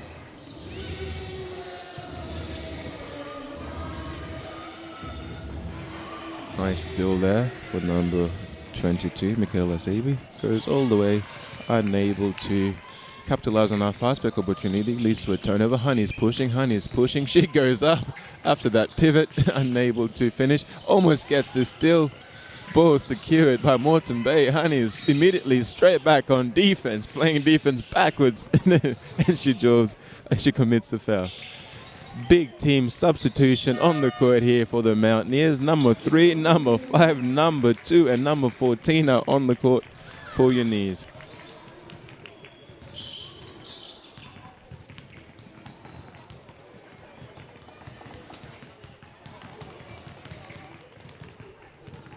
All around incredible shooting performance from Abby Stevens. She's shooting around 60-70% from the field, over 50% from the three-point line, and she has, however, struggled at the free throw line. Not big numbers to say, but 1 for 2. Her efficiency is through the roof this game, sitting around that 50 mark. She's also gone along with almost 20 rebounds, 3 steals, 2 assists. What an incredible performance, and in addition to that, a couple of blocks too. Open look for number 22 for Moreton Bay, unable to capitalize on that. They get the rebound. Nice ball movement there. 2-pointer is good for number 31, Mackenzie Casey. Substitutions on the court for Mountaineers, Crystal Timms, seeing her first action for the game, complemented by a timeout.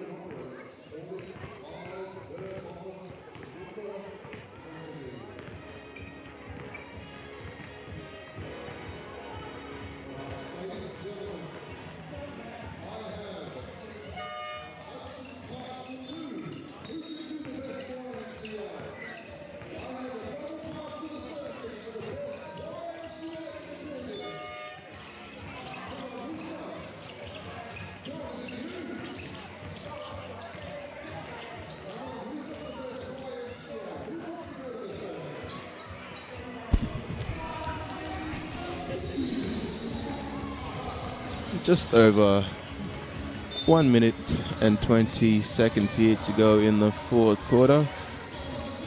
DJ played that song, seems to be the call here in the arena as everyone's on their feet doing the woogie, the boogie, and whatever dance move they can come out with here tonight.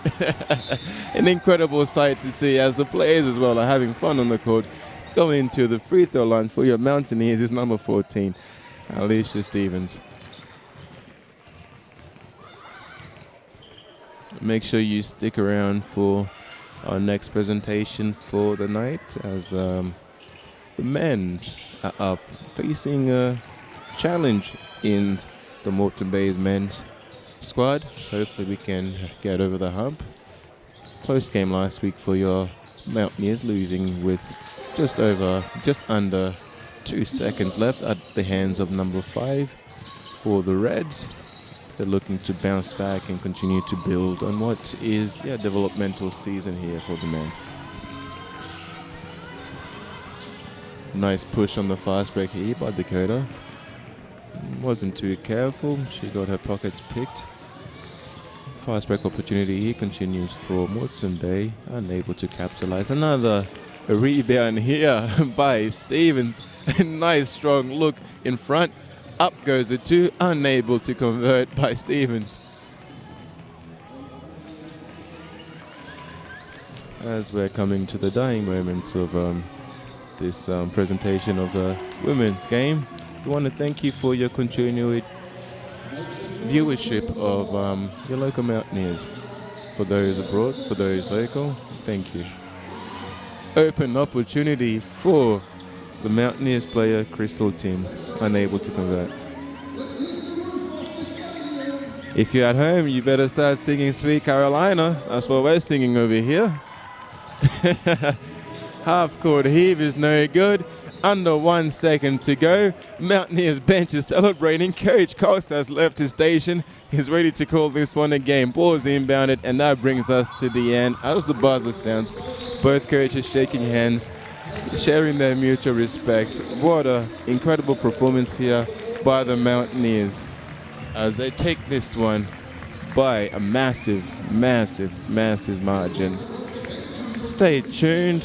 I will have the stats for you at the end of in a couple of minutes. But again, incredible game for Abby Stevens. I want to see what her final numbers are. And also incredible performance by the Mountaineers team holistically on the leading scorer in the division, Loretta Saloom. As she's had arguably her hardest game so far of this year's campaign.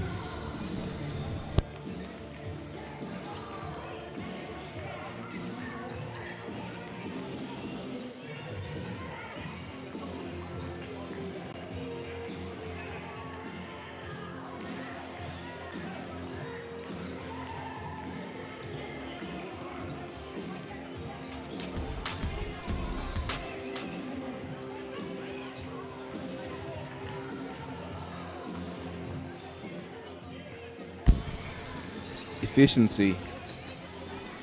58 points, 37 steals, 5 blocks, only 2 personal fouls. Rebounds 23. Offensive rebounds for the game 5. Percentage from the 3-point line 50, 6 from 12, 9 from 12 from the 2-point field goal, shooting 75%, and 62% overall is your stats for your captain, Abby Stevens. All that done in under 36 minutes of actions. Second leading scorer for the Mountaineers is Alicia Stevens, number 14. She shot 31%, 5 from 16, and she added 13 points. Strong contributions from everyone else on the team, as almost everyone made their mark on the scoring. On the other hand, for the visiting Moreton Bay team, Loretta Salim, the leading scorer for the league, she was held to a very, very difficult day in the office, and she was held to 29%.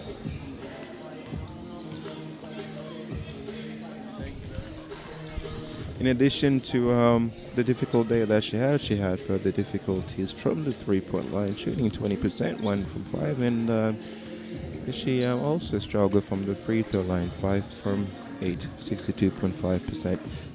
Her total for the game is 16 points. She did, however, have a strong showing on the glass, 5 offensive rebounds to equal Stevens, and 19 defensive rebounds to bring her total to 24.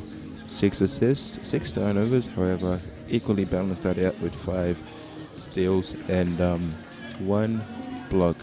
Biggest lead of the game for your Mountaineers, 35 points. Moreton Bay's biggest lead was only 4. Big congratulations to the Mountaineers, and praises to Coach Cogs for his defensive tactics on Loretta and his preparation in terms of having the team ready for this game. We saw it from the first possession, the way that the Neers came out with the crisp ball movement, and that is mirrored with only 1 lead change for the entirety of the game. The time spent in the lead for your Mountaineers is 38 minutes and 11 seconds. In a 40 minutes game, that's incredible. Points of turnovers for the Mountaineers, 18 points. Moreton Bay were not able to capitalize on any turnovers. Points in the paint for the Mountaineers, 44 compared to 30 by Moreton Bay. Second chance points, 14. Moreton Bay lead in that category with 17. We saw that with their activity on the rebounding end. Fast break points for the Mountaineers, 23 compared to 4. And bench points, solid contributions all around for the Neers, 17 points. Moreton Bay, the bench, added 11.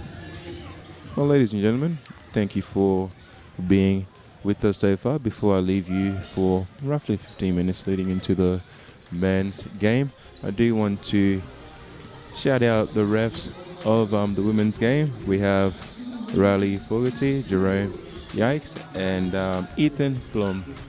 And thank you for refereeing the game as well. Again, your job is not easy.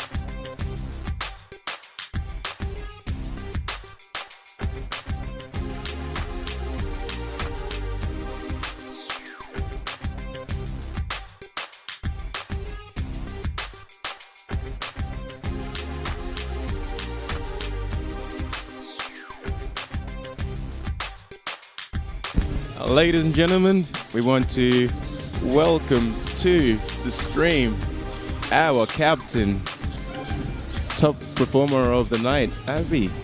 Abby, how did it feel sticking it to the leading scorer in the league?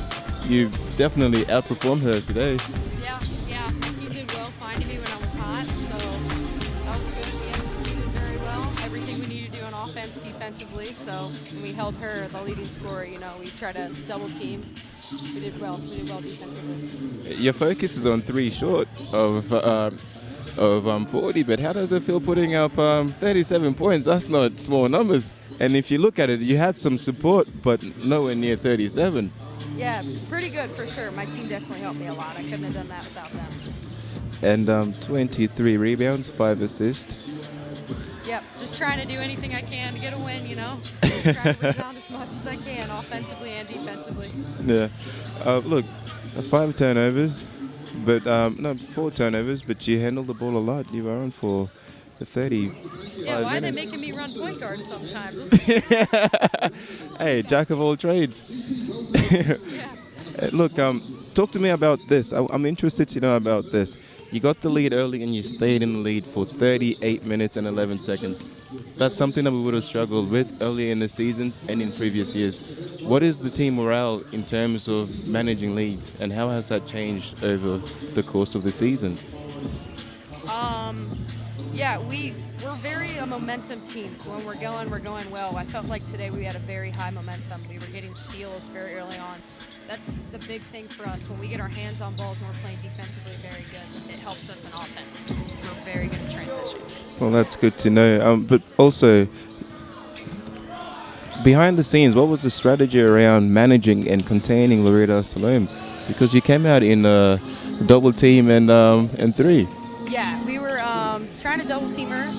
If not, we had one person on her kind of very tight to her because, she's their main scorer, leading scorer.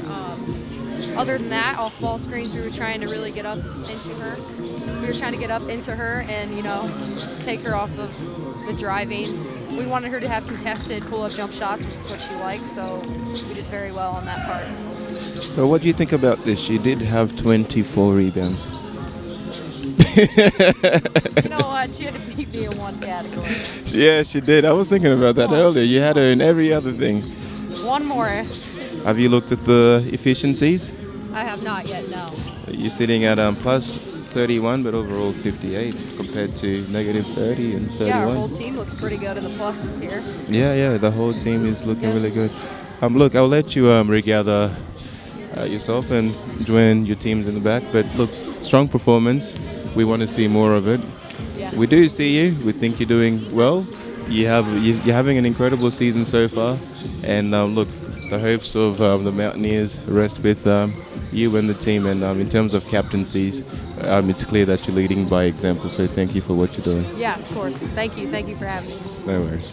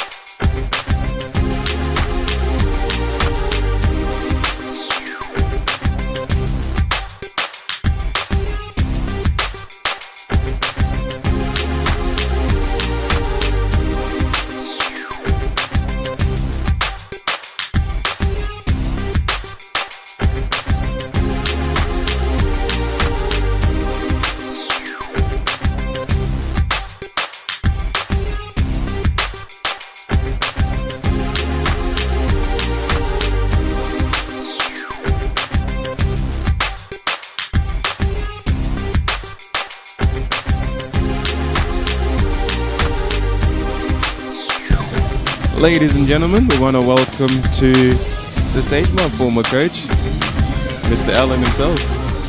Thank you, V. How are you? I'm good. Yourself? Yeah, good. Look, I might call you again next week, depending on how you go. So how you feel? Yeah, no, we're looking good. So we are hoping that we'll come away with a win for this game. Good. Hey, strong performance from Abby Stevens. She had 37 points and 23 rebounds. Absolutely, that was a fantastic effort by her. Yeah, almost a 30-point win by the women's. How are we looking? What do you think is going to happen in this game coming up? And what should the fans at home be looking forward to? Our main effort is going to come on the defensive end. On the defensive end? Yeah, so we really need to make sure of our defensive effort and our communication, and hopefully, so our offense will come off that. We are missing Will Mitchell, but they don't have a great deal of size as well, so how is that going to play out? I would say we will miss Will quite a lot, unfortunately, but we're hoping that Paddy and Theo, so we'll step up as well as possibly. So our big fella, good old Jacob Pomfret. Yeah. Pommy hasn't seen a lot of minutes this season, but today is a great opportunity for him to step up. Theo is, again, as well new. Yes. So how is he fitting into the team, and how is Pommy? He's been fitting in quite well at training, and hopefully he's got most of our plays in the back of his head at the moment, and hopefully we'll see him get a bit more court time tonight as well. Our star player, Mr. Zero, Joshua Allen, he had a bit of a tough start to the game last week, but he bounced back after some free throws, and he had an incredible second period. How is he preparing to start this game? He did, and I think he's just really preparing in his own mind. He's one of those players that once he gets going, so it can be hard to stop. Yes. And hopefully, he can get around and support everybody else with the way he plays his game as well. Oh, fantastic. Look, I don't envy your job. Being a coach is an art form, and I'm looking forward to seeing you and Corcoran Payne today. So please, look, and good luck with the game as well, and thank you for your time. No worries. Thank you, V.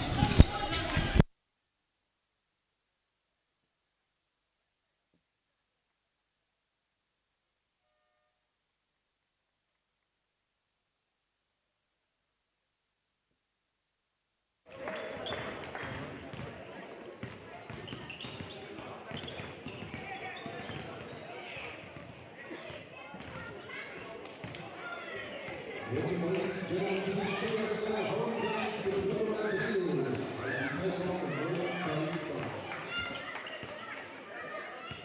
We acknowledge and honour the Clive and Jarrah Islanders of Toowoomba as the traditional owners of the lands of Moreton where we meet today.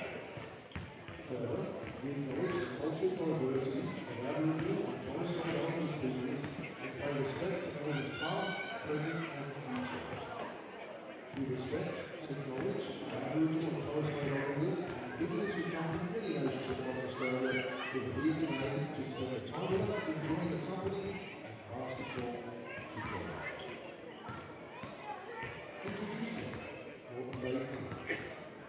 Number 2, Toowoomba. Number 3, Jaden Rogers. Number 7, Sam McDowell. Number 12, Andrew Gray. Number 24, Daniel Mitchell. Number 31, James Lewis. Number 33, Tate Fair. Number 53, Zara O'Leary. Number 77, Andrew Chan. Number 91, Tom Jeffrey. The Saints are coached by Sam Forst, Danny Clive. They were assisted by Andrew Foster. And now, make some noise to the crowd as we welcome to the court your Clive Berghofer Toowoomba Mountaineers. Number 0, sponsored by Classic Recruitment, Josh Allen. Number 1, sponsored by Newlands Group, all the way from the USA, number 2, sponsored by Northfield, Jalen Green. Number 3, the flying man himself, Theo. Number 4, sponsored by Reg Collins Car Sales, Zach Burns. by Berghofer Hoops and team Noah Silcox Smith. Number 6, sponsored by Moreton, Sam Wall. Number 10, Graham Ford. Number 11, Ash Peter. Number 12, sponsored by Moreton Shearing Agency, Patty Roche. Number 17, sponsored by Berghofer, Jason the Old Man Ebner. And number 21, sponsored by QSL1 Group, Jacob Honey Humphrey. Leads are coached by Anthony Crawford and Carolina, and managed by Cat Cooper. If you are able, please stand for our national anthem.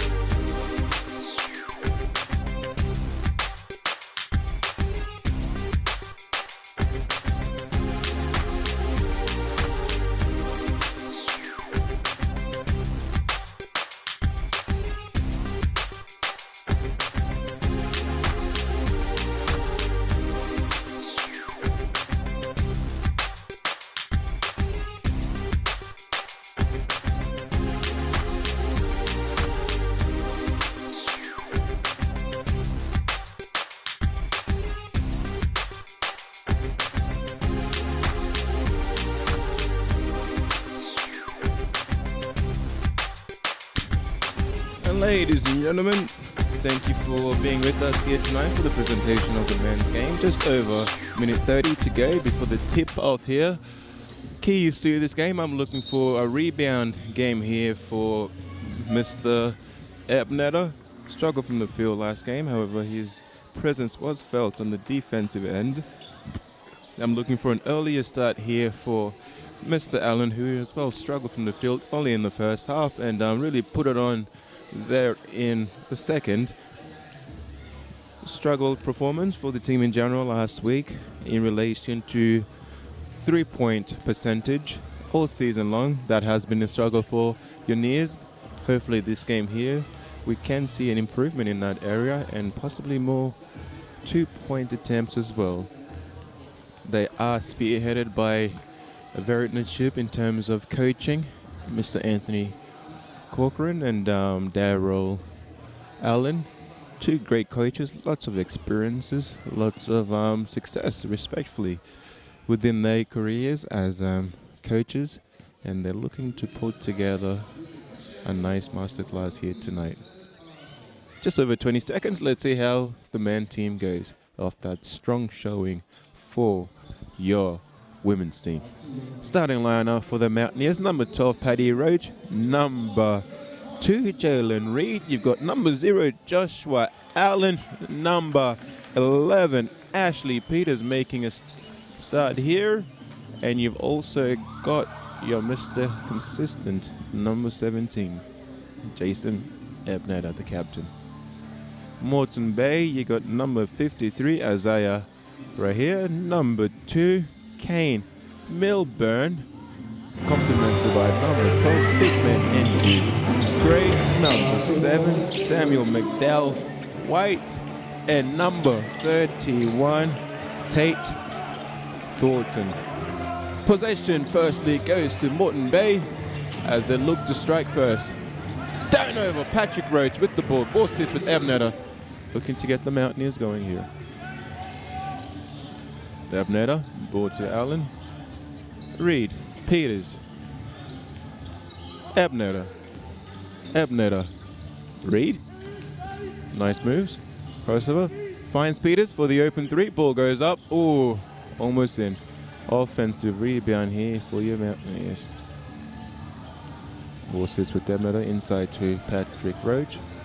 Out to Abnetta. Shot clock winding down. Abnetta takes his 3. Front iron.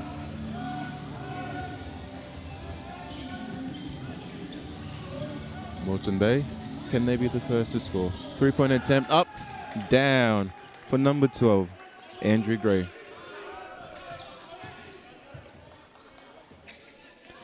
Allen, Abnetta, Peters, Reed. Nice ball movement for the Mountaineers. 3-point attempt up, missed. Allen with the rebound, finds Allen. Can he get off to a hot start? Unable to convert. Fast break opportunity here for the visiting team. That could have easily been an N1 for number 2, Gillenburn. Early timeout here for the Mountaineers as Coach Corcoran looks to get his teams going conversationally.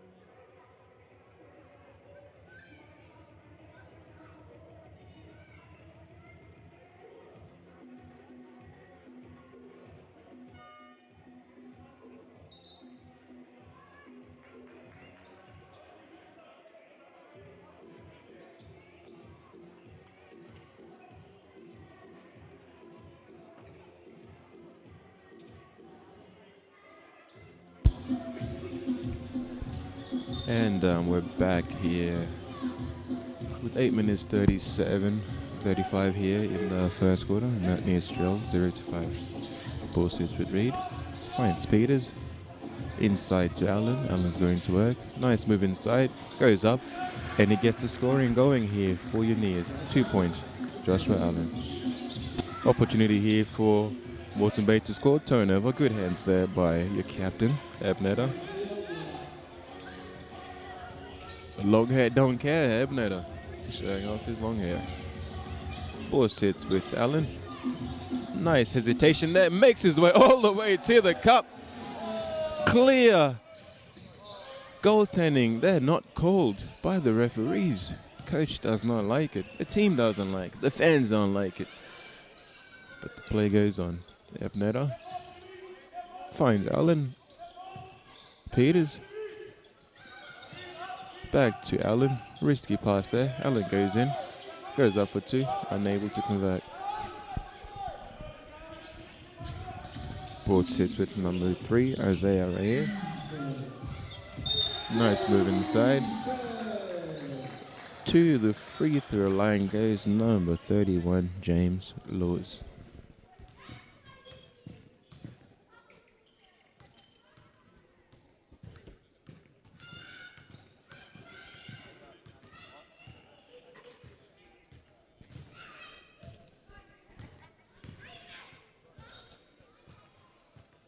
Free throw attempt number 1, just a bit too long.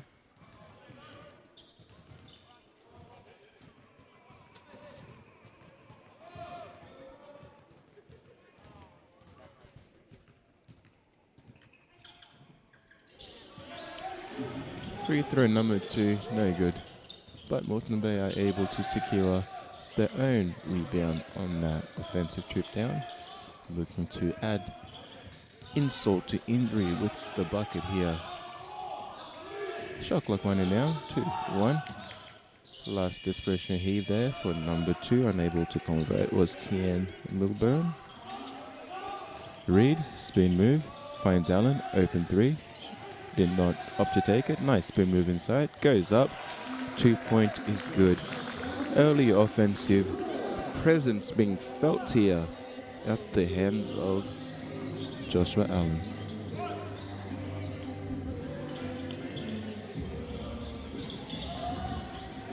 (12-0). Nice outlook pass here. Roach with the ball. Slows things out. Ball with Peters. Abnada. Back to Reed. Low scoring affair here to go as the ball sits with Abnada. Back to Reed. Reed looking to go up. Blocking foul called on Moreton Bay.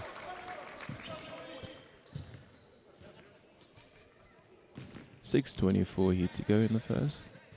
1 team foul for each team. Mountaineers 4. Moreton Bay 5.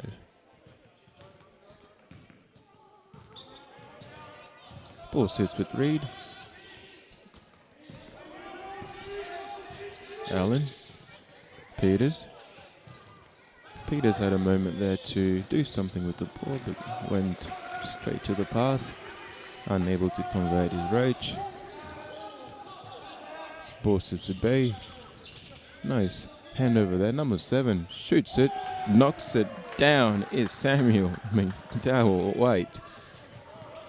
He almost didn't take that one. He was surprised that he was left that open. Roach. Abnetta. Turnover. Fast back opportunity here for Moreton Bay. To the hoop goes number 53, unable to convert, but right there with the flex is number 12, Andrew Gray, with the rebound and bucket. Let them know how you feel, Mr. Gray. Wide open shot, number 7 knocks it down again. Samuel McDowell White. Nears might need a timeout shortly if this continues. Substitution pending for the visiting team, number 24, Daniel Mitchell, looking to make his first appearance in tonight's game. Ball stays with Allen on the other end of the court. Looks inside for Peters with the mismatch. Peters, that shot hit everywhere but did not go through. Nice pass to find Peters from Roach. Again, he's open, number 7, McDowell, unable to convert. Rebound corralled in by Roach. Abnetta. Nice screen there by Peters. Back to Roach. Back to Reed. Nice move, nice moves. Nice combo. Takes the open 3.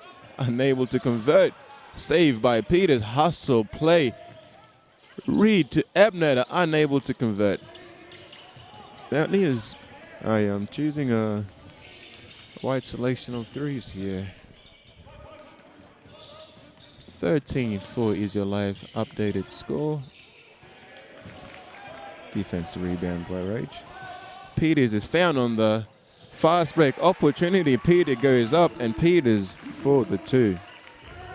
A special shout out to our Mountaineers faithful, Kim Godfrey.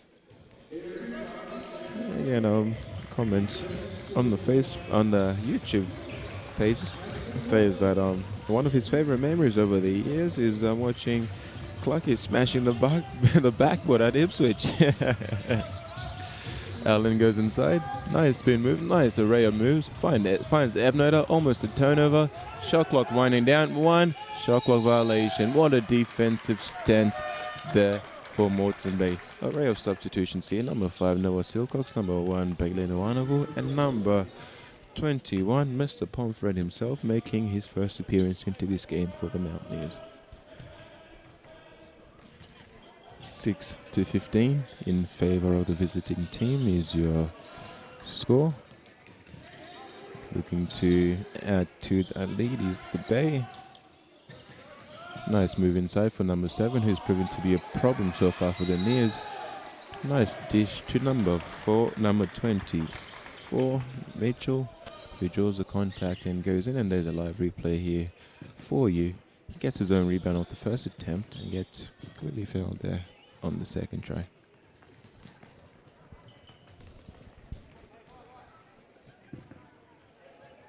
First free throw attempt is good.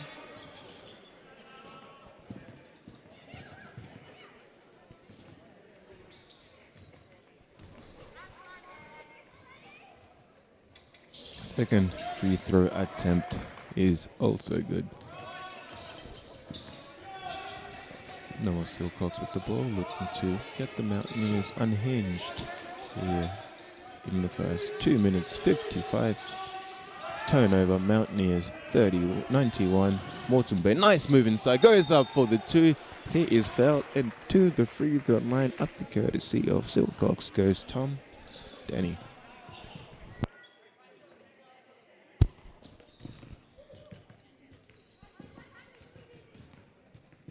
First foul on Noah Silcox.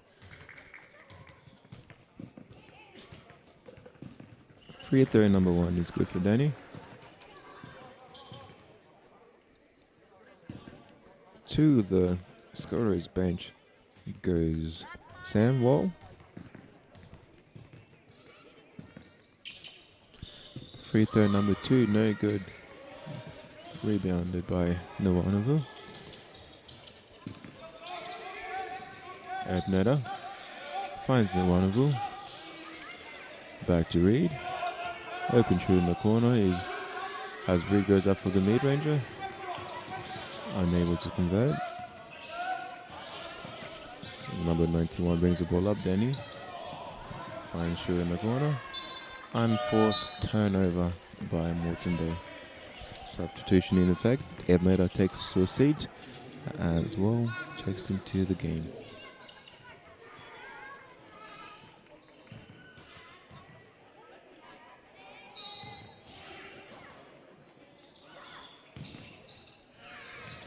Reed.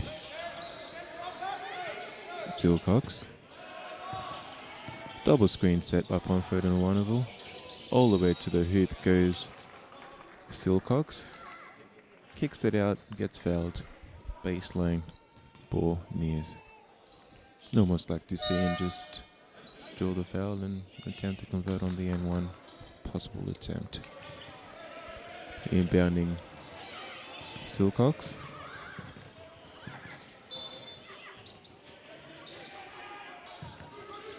Nice pass inside. And Nwanovu. Turnover. Moreton Bay on the fast break, looking to get something going. Finds the open shooter from the corner, unable to convert. His number 77. And Whitshun. Ball sits with ball. Silcox. No one looking to go to work. He finds Nwanovu for the corner. Silcox goes up for the 3. Nothing but butter. Nears from 6 to 9 on the scoreboard.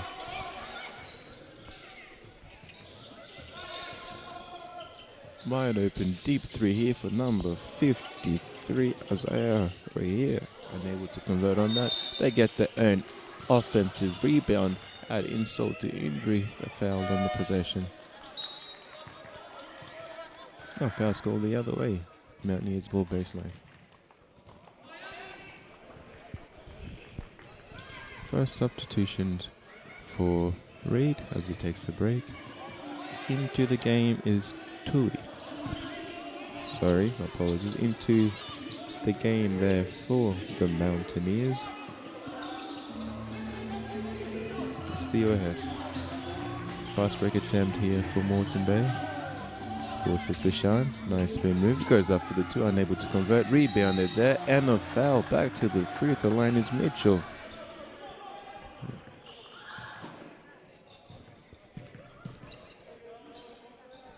It's all smiles so far for Moreton Bay as they have doubled Mountaineers' score with An opportunity here to make the lead double figures.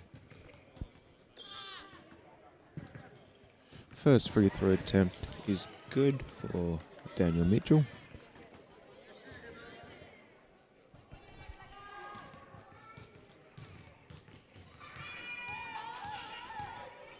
Second free throw attempt is missed. And again, on the board is Moreton Bay as they get their own offensive rebound, but they are unable to convert. Ball sits with ball, screen set by Pomfret. Ball goes inside, nice pump fake. Draws the foul, goes up, and it goes to the free throw line for 2.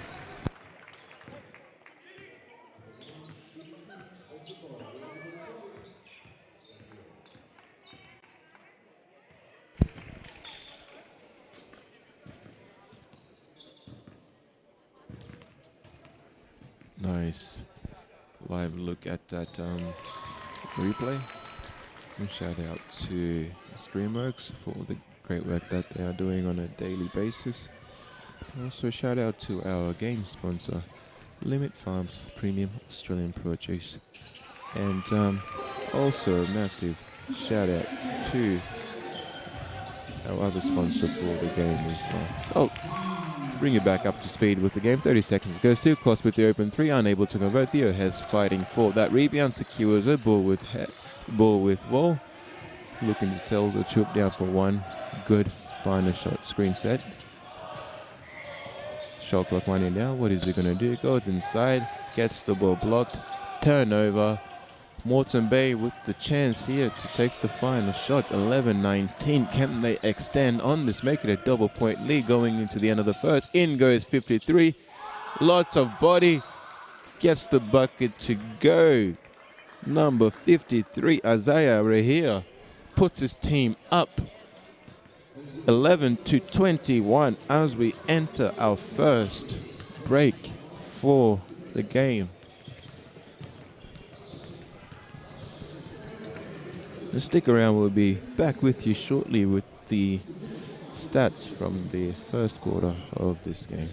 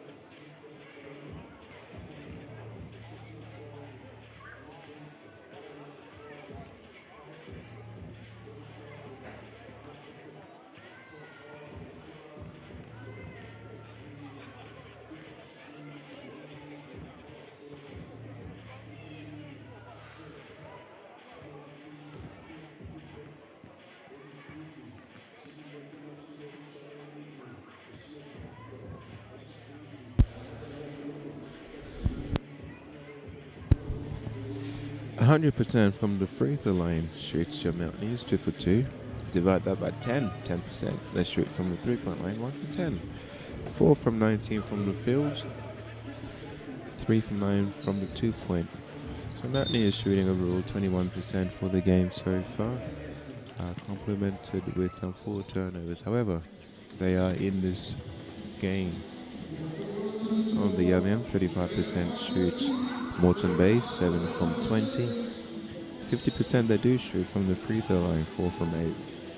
In addition to 33%, 3 from 9 from the 3-point range. Leading scorers for the Mountaineers is Joshua Allen, 2 from 5 from the field in 6 minutes and 41 seconds worth of work so far. Leads the team with 4 points. On the other hand, we have Samuel McDowell White leading the game with 8 points, biggest lead of the game so far. 12 points for Moreton Bay, 0 lead changes. Time spent in the lead all goes to Moreton Bay as the Mountaineers have not taken a lead yet. 2 points, good for your Neers. Points in the fame for the Neers, 6 compared to 8 for Moreton Bay. Points of turnover, 0 and 0 for both teams. Second chance points is low scoring affair, 0 for the Mountaineers, 2 for Moreton Bay. Fast break points, 5-0 in favour of the Bay. Bench points are in favour of the Mountaineers, 5-4. Then action is live here. Score is 13-24. Ball sits with the knees. An opportunity to get this lead under 10 points. Roach with the ball. Ball sits with Silcox. 3-point is up. Unable to convert. Rebounded by Mitchell. Nice behind the back move there. Leads to a turnover by Moreton Bay. Nice spin move there by Silcox. Finds the open wall. Nice behind the back. Nuanavu goes up. Unable to convert. And Colin Windex right there to clean the glass is Paddy the Batty.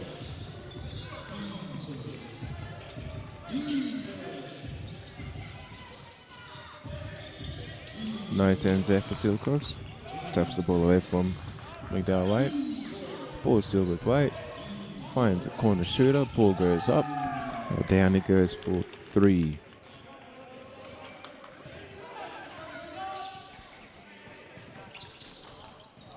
Nice move inside by Wall. Gets fouled. To the free throw line he goes. Checking in the game, Zachary Collins for the first time.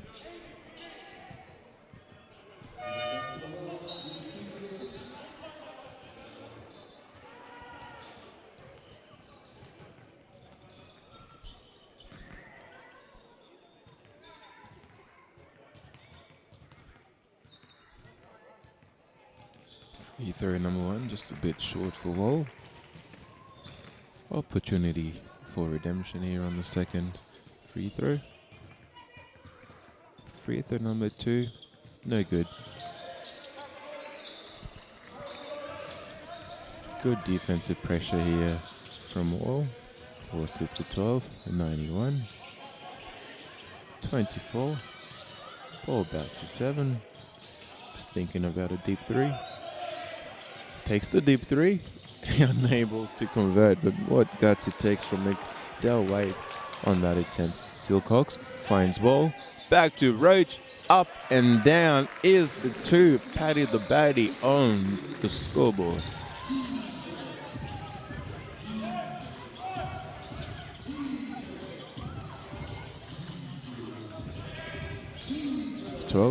Nice block there from Batty. Mitchell with the rebound. Nothing Hess could do about it. Goes up, gets fouled. To the free throw line goes Mitchell for 2. Poor shooting performance from the field so far from Mitchell. However, he's made up from it from the free throw line. He's camping there at the moment.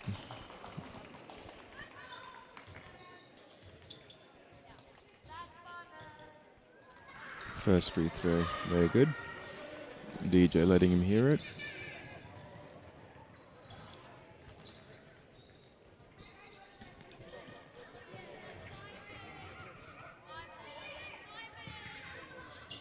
Second free throw, too long. Rebounded by Hess. Ball sits with Silcox. Mountaineers with a golden opportunity to get into this lead. Nice behind the back move there by Silcox. Ball sits with Hess. No deep 3 up. Unable to go in. Hits top of the backboard. Shot clock violation. Moreton Bay ball. But no sightings here yet for Braden Ford as he makes his way to the bench.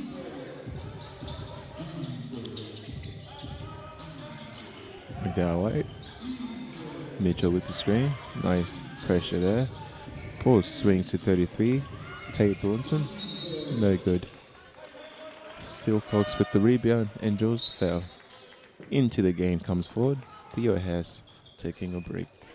6 minutes 28 to go here in the first half, ladies and gentlemen. Your Mountaineers trail 10 points. 17-27 is the updated live score. Can they get going? Nice wide open find there from Silcox to Ford. Same result, top of the backboard. Timeout on the court. Moreton Bay want to talk things over. Golden opportunity here for the Mountaineers. No one is scoring. If they can get going, they can shrink this lead. However, golden opportunity as well for Moreton Bay. If they can get going, they can extend this lead. What's going to happen? Stick around and find out.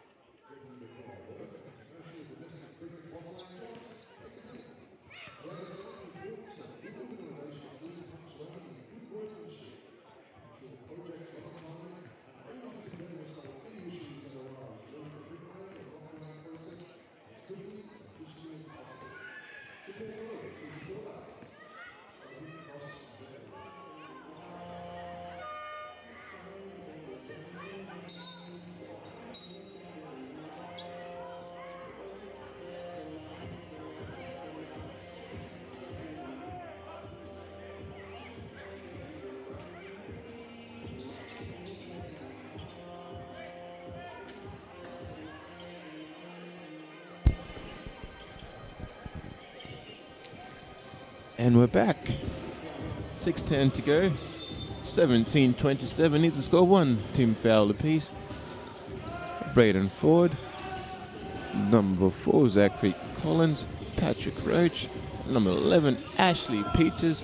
And number 2, Mr. Reed on the court for your knees. Wide open shot in the corner. Goes up. And it's good for number 3, Jaden Rogers. Limited minutes so far here in the first half, but he's definitely making his impacts felt with that 3-pointer. Collins, 3, no good. Roach, rebound, finds Peters. Peters going in. Peters going up. Unlucky, no good. Rebounded, fast break opportunity here. Number 31 finds his own player. Number 3, he gets hacked. Foul on the fast break. As you get a second live look here at the foul. Good thinking there by Collins. Unable to deliver on that defensive possession. It sends a message, however. McDowell White.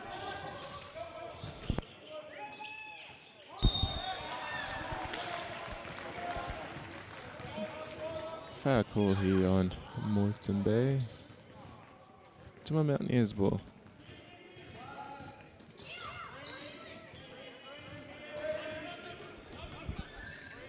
A ball sits with Reed. Ford. Mountaineers trail by 13. Ford goes to work. Ford goes to work. Takes the mid-ranger. And that's good. 2-pointer. Braden Ford.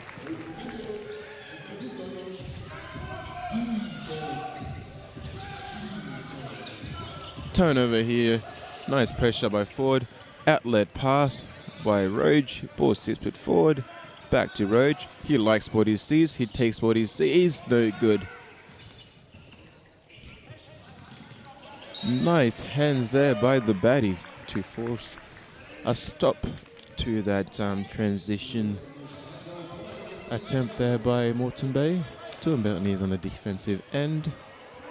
Moreton Bay inbounding with number 2, Kian Nobren, to number 33, Tate Thornton. Nears ball.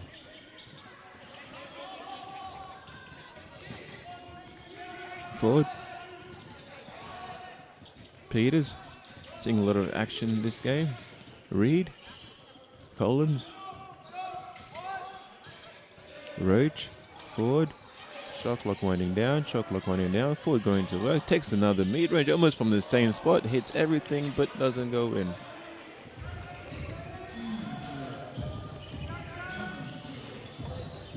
Ooh. Lucky possession there for Moreton Bay. Possession continues.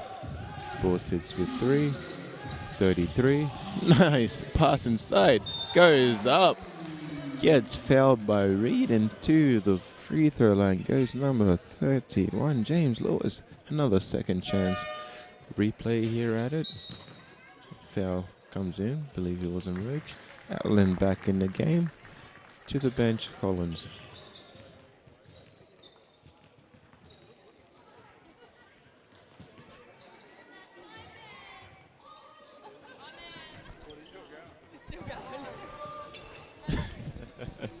And it's still going. Here's a chant here in the stadium as a coin rolled on the edge for about 20 meters.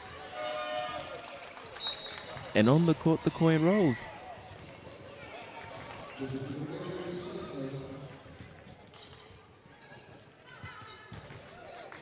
I don't think anyone's going to claim that coin.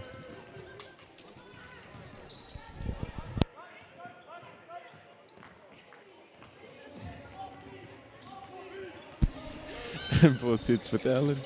The crowd love that coin. Alan going to work. Finds Reed. Screen by Roach. What is Reed going to do? What is he going to do? Oh, nice move inside. Goes Reed. He's going all the way to the bucket. Unable to convert. Paddy tried to clean it up. He wasn't able to either. Ball sits on the fast break here with Moreton Bay. Finds number 31 with the big yams. James Lewis did not come to play as he catches a body on that possession. The bench loves it. Everyone's on their feet. Everyone loves it, but the Lakers. Opportunity to add a little bit more salt to this dish as ball sits with Moreton Bay.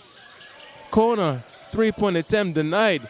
Going long, 31, looks inside. Finds a player and one opportunity. What a player there by Tate Thornton as he goes up, gets the bucket, and gets sent to the line for an additional point. Timeout on the court by the Nears as they need to talk things over. Lead blooms 19-36. Mountaineers trail. 2 minutes 57 here to go in the first half.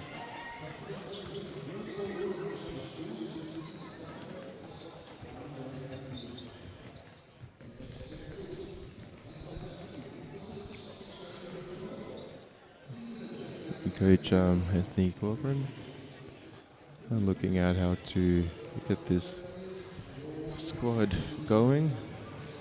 19 points in about 17 minutes worth of work.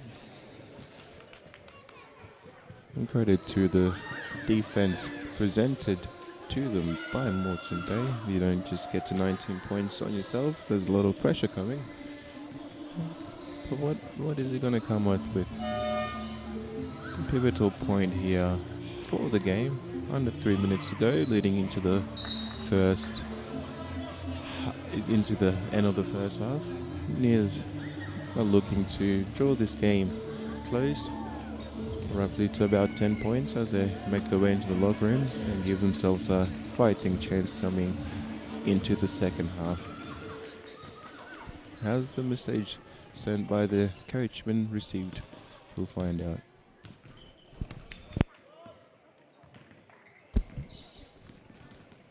And one conversion opportunity here by number 33, Tate Thornton.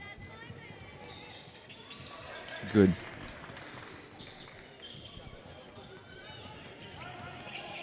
Ball sits with Allen. Ford.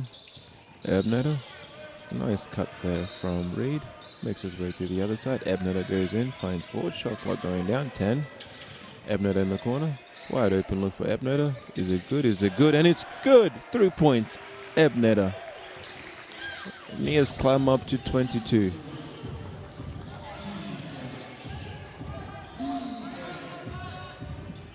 Moreton Bay looking. McDowell goes inside, finds a shooter. Nice fake there. What is he going to do? Whistle from the referee. This could easily be a charge or a block. What are they going to do? Charge! That's the call on the court, and the crowd loves it.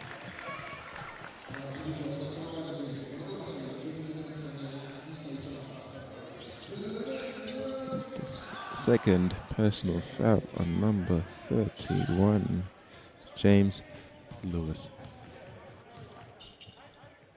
Our boys are working hard, making sure that the court is safe. I think he deserves an ice cream on the way home.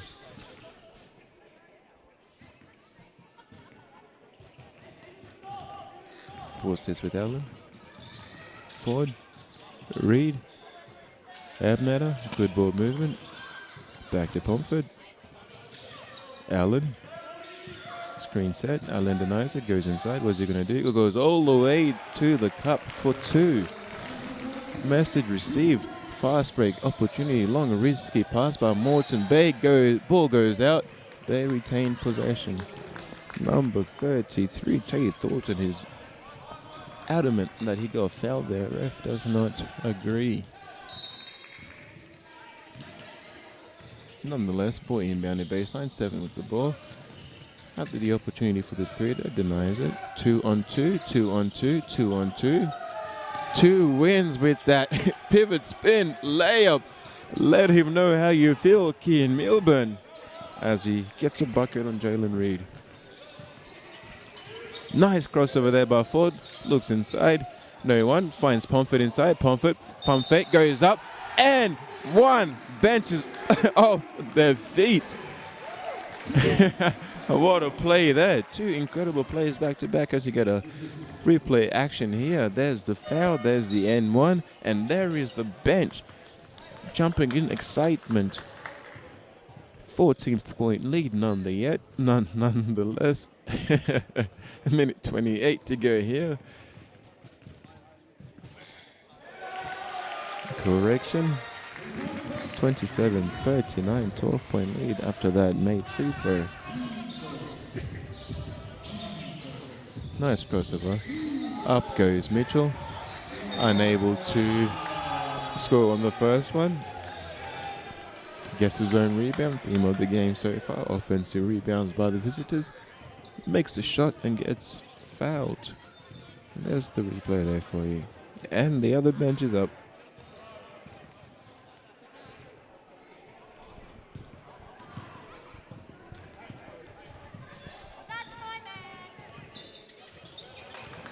Free throw is good.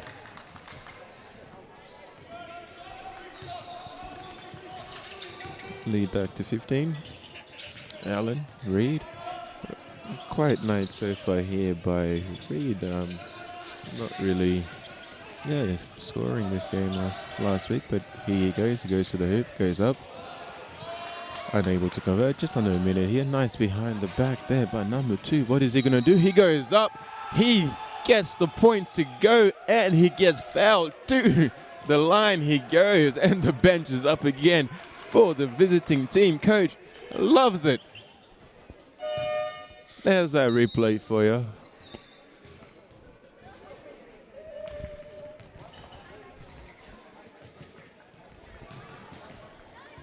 To the bench goes forward.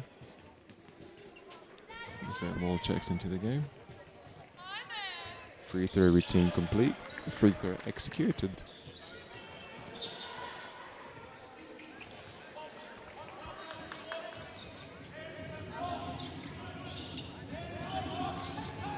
Ball sits with Reed. Thinks about it. Finds Allen inside. Allen's going to work. Nice spin move. Allen goes up. Unable to convert. Moreton Bay with the chance to make this a 20-point lead on this possession. Nice cross over by McDowell White. Unable to convert. What a move. Ball sits with Allen. Nears looking to push. What is Allen going to do? Gets him right back with the crossover. Tries to get the ball to Reed. Comes off his knee. Turnover. Moreton Bay ball. 15.7 seconds to go here in the first half. And substitutions on the court. Number 33 to the bench. Number 12, Andrew Gray. Inserted into the game. Shot clock winding down, 10 seconds. Allen on the defensive end. Allen, screen set by Mitchell. There goes Medar White, finds himself open, takes the 3. Air ball, 1 second. Reed with the ball, full court shot. Hits the backboard, unable to go in. And that brings us to the end of the first half. Toowoomba Mountaineers with quite a hill to climb here if they want to win here in the second quarter. A win in the second half is not sufficient. They have to dominate in the second half as they trail by 18 points here. Let's stick around. I'll have the halftime stats here for you shortly. The referees for this game, while we have a moment: Ethan Bloom, RJ Foster, Jerome Yake.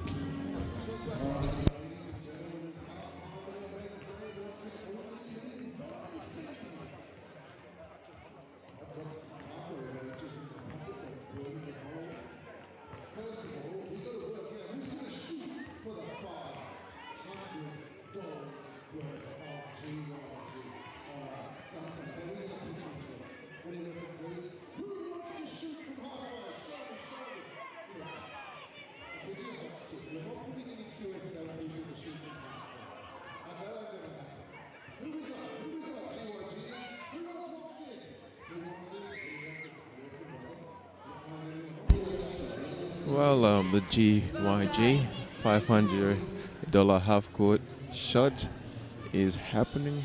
I have some stats here to present to you. Toowoomba Mountaineers struggling from the field. 3-point field goal percentage increased slightly. Still shooting 2 from 18, 11.1%.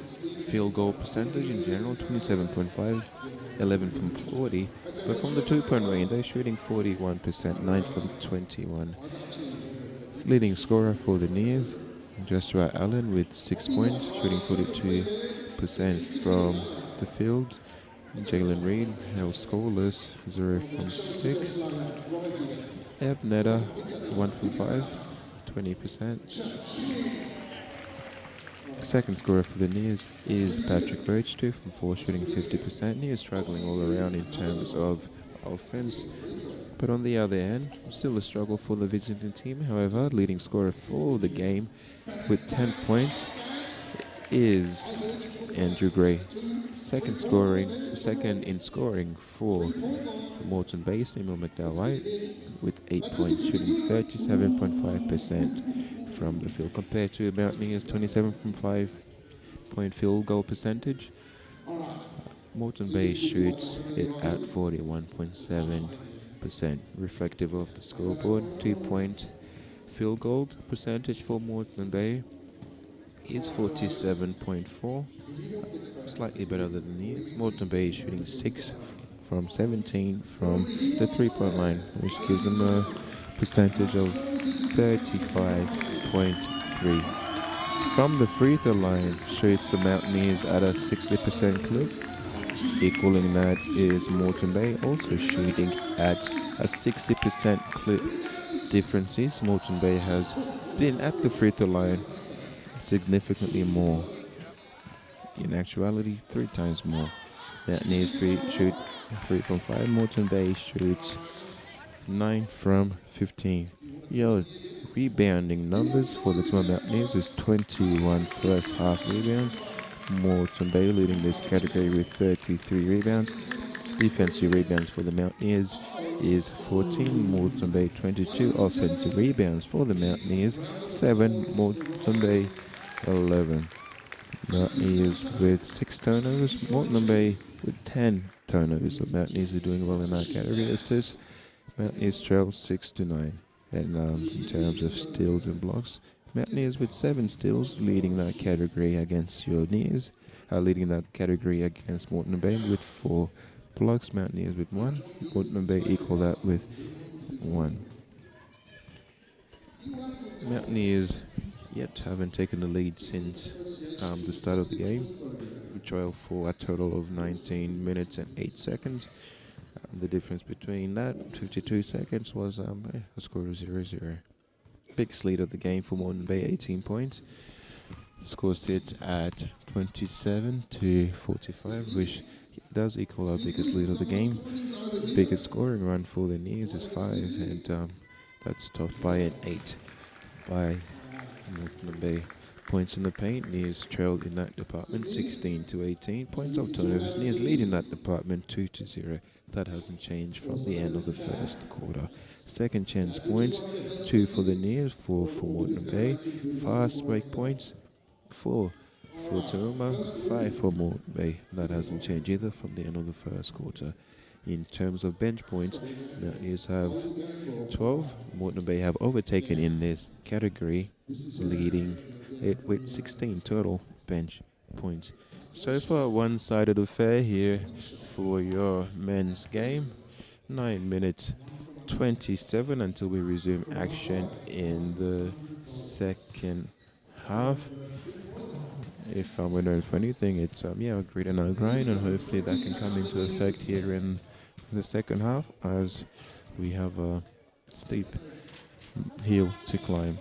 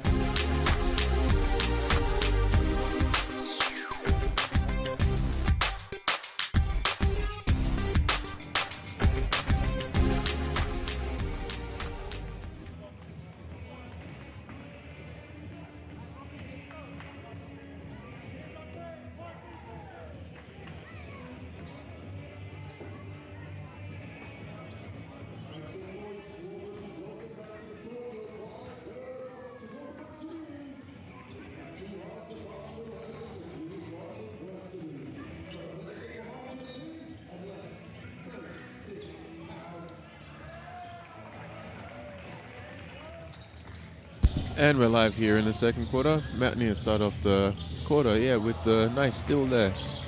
They had an opportunity to capitalize, unable to, as Paddy Roche got blocked. They get a steal off that possession, unable to convert on that opportunity. Ball sits with Bay. 91, turnover, Mountaineers ball. Mountaineers are definitely getting the roll of the ball to start here in the second half, but Mountaineers need to also capitalize on the roll on the ball. The ball sits with Silcox, up for two. Two is good. Nice mid-range shot there by Noah Silcox.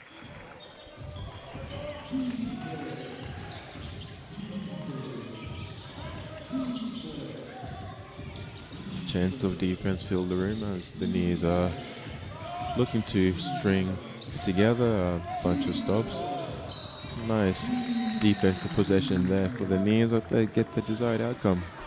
Neers ball, sideline.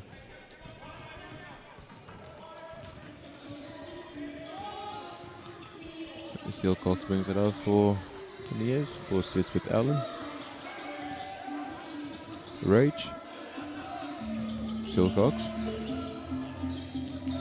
Allen. Allen goes to work, finds Ebnetter. Shot clock winding down. Ebnetter, unable to convert.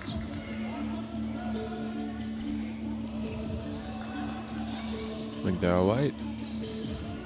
Ball sits with Kian Melbourne. In the corner with the ball. Back to Kian. 3-point goes up. 3-pointer is good for number 2, Kian Milburn. Lead blooms to 19. Ball sits with Silcox. Jalen looking to get going. Unable to get his first points of the game.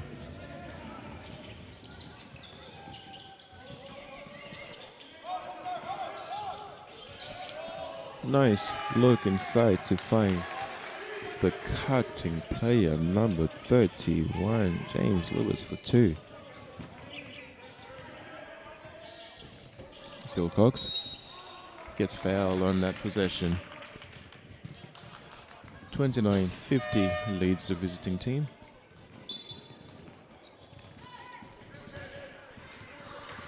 Good fortune for the Mountaineers. Foul number 4 on James Lewis.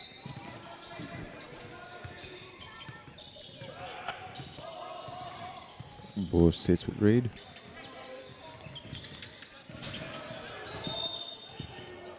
Foul called. Mountaineers ball.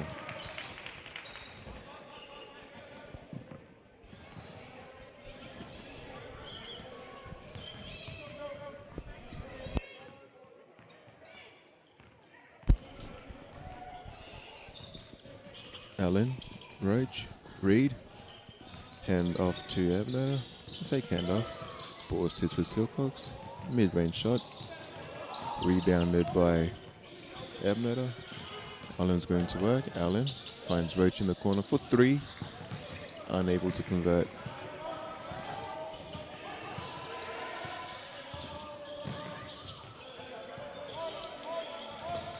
Moreton Bay looking to get going here and extending on the lead. Almost a steal there. Good hands there by Noah. Tough fadeaway shot there by the big man. Does not like the shot that he had to take. Andrew Gray with the miss. Ball sits with the Neers looking to get going. Nice crossover finds Roach. Roach to Allen. Allen calls the screen. Ebner. Allen goes inside. Nice move for 2 is Joshua Allen. Brings the scoring total to 8 points for the game.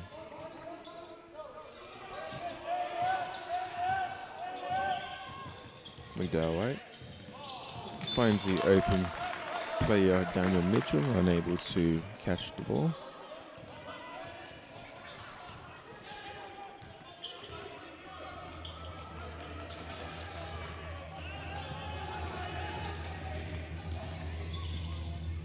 Nice move inside for Joshua Allen as he makes the 2 and goes to the line for another additional bucket. Here's a replay here. Nice pick there by Rage. Allen didn't need it. Goes inside and gets fouled on that highly contested shot for 2. 16-point game with 6:19 to go here in the third. Big lead for Moreton Bay. But leads like this, if done right, can disappear quite quickly. Free throw attempt, no good by Allen. McDowell White. Foul called on number 11, Jason Ebnetter.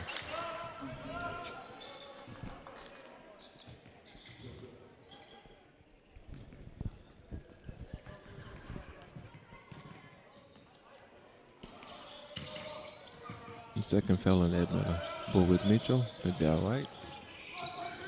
Nice pressure on the defensive end there by Silcox. McDowell White finds the cutter. Foul number 3 on Ebnetter. What a pass as the mismatch was identified. Silcox on Mitchell.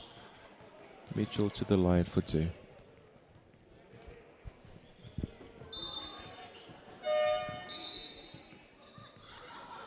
Substitutions on the court. Number 53, as I already hear, come into the game for number 91, Tom Denny.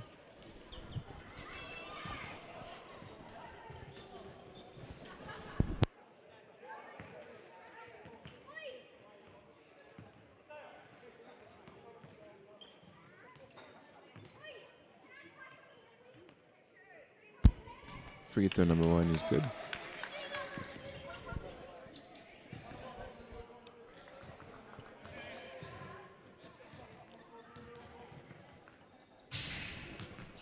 Free throw number 2 finds his way in. A successful trip to the line there by Daniel Mitchell. Substitution pending for the Mears. Berlin Warnable to the scorer's bench. Looking to get the action moving here. Unforced turnover for the Mears. Erroneous pass from Noah Silcox to number 2, Reed. Substitutions on the court. Mears look to go slow and fast as Bailey Nwanavu subs out of the game. Patrick Rage. Wide open inside is number 24. Are they going to find him? Nice move inside for number 2. They find number 24, Mitchell, with size advantage. Goes up for another 2. 21-point lead. Visitors lead. Silcox. Nwanavu. Reed still scoreless. Silcox. Open 3. No good. Off the ball, foul called on Joshua Allen for the push on number 12.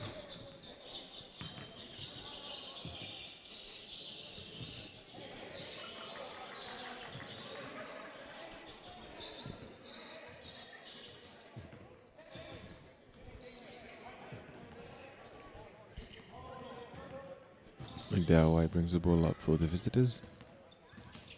Looking to add to this lead. To the benches, Theo Hess. Nice steal there for Joshua Allen. Looks to go up. Makes it look too easy with the capitalization on that fast break opportunity. Boy inbounded. Nice hands there for Reed, forcing the jump ball possession error in the favor of your Nears. Mountaineers ball. Here's a replay look at that last possession. Good double team.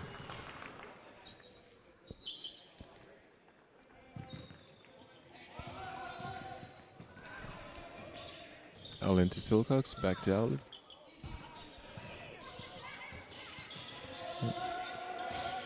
Ebnetter to Hess, Silcox. Nice block there by Mitchell. The ball's out of bounds. Shot clock at 2 points. Mountaineers ball. They need to get something quick happening here. Here's a replay. Nice defense there. Noah unable to find what he was looking for in the paint. Gets rejected. Nice find there. Noah for the 2. Unable to make that tough fadeaway 3. McDowell White. Crossover. Finds the open shooter in the corner. Benny unable to make it. Hess corrals the rebound. Finds Allen.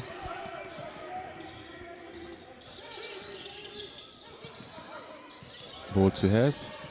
Turnover. Almost a steal there by Allen. They find the open big man inside. 2 points. Take Thornton as Moreton Bay is clearly in control of this game, looking to run away with it. Another steal. Moreton Bay on the fast break. What are they going to do? They find the open shooter, trailing 3, unable to make it. They get their own rebound. In they go. Spin move. Offensive foul called on number 12, Andrew Gray.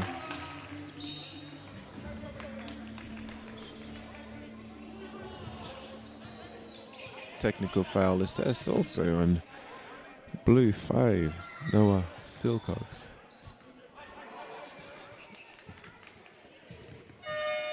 Substitutions on the court. Noah to the bench. Sam Wall into the game. Just unnecessary technical foul there, providing the visitors with an opportunity to extend on this lead with 3 minutes and 41 seconds to go here. Opportunity not capitalized on by McDowell.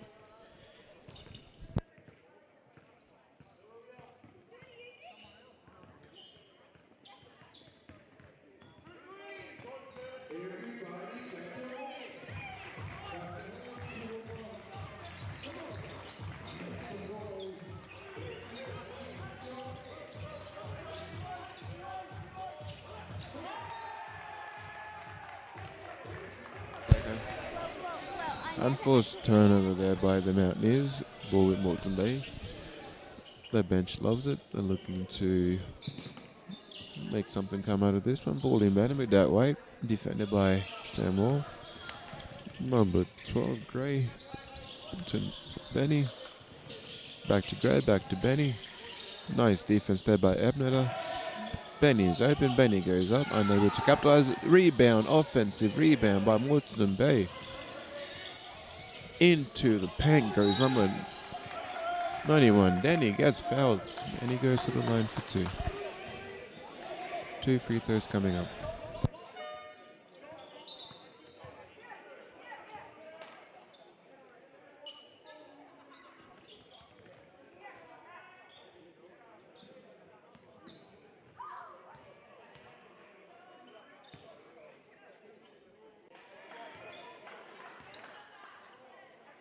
First free throw attempt is good. Was that good?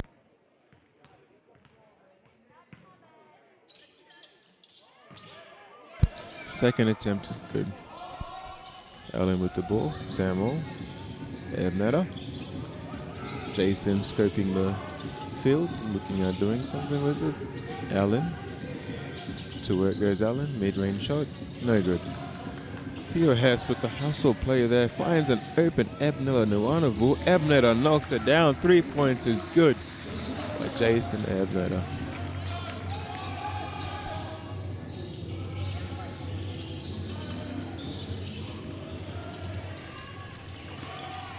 Nice save attempt there by Bailey Nuanavu. Ball, however, remains with Moreton Bay on the Nears baseline. Inbound possession play here, unable to be corralled by number 33, Thornton. Nears with the ball. Allen goes to work. Hess, Ebneter. Back to Wall. Nice spin move there. Finds Hess. Theo likes it. Theo takes it. Theo drains it. 3 points good. Theo Hess.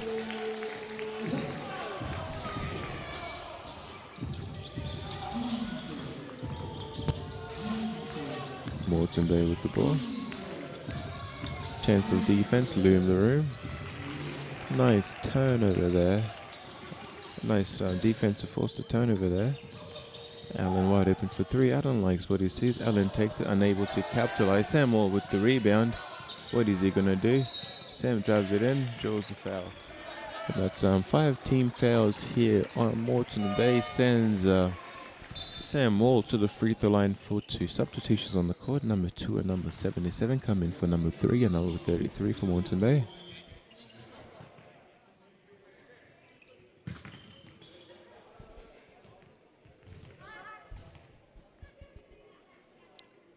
First free throw attempt is good.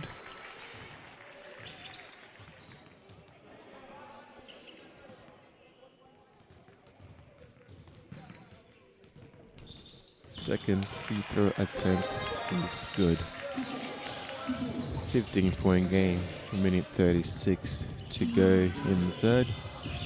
Nears with the desperate need for a push to end this quarter. That's not going to help the situation. 2-point good for number 7. It's causing to be a problem here. Samuel McDowell White.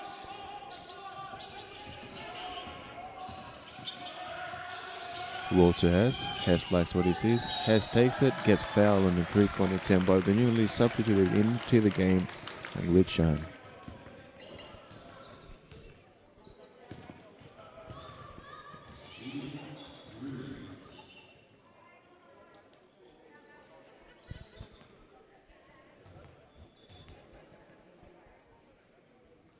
First of three is good by Hess.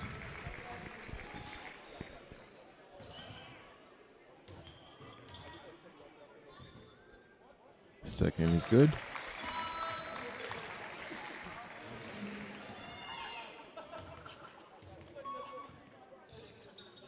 Third free throw attempt is also good by Theo Hess, as he has a perfect trip to the free throw line that round.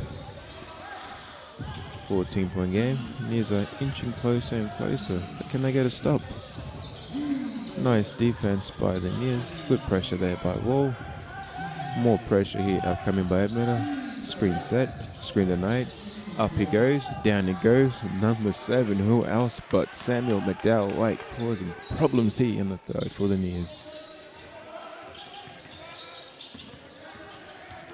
Allen goes up. Draws the foul. And to the line goes Allen. Here's a replay here for you. And saw that the defense was just a little bit distracted as they turned their head, and off he went.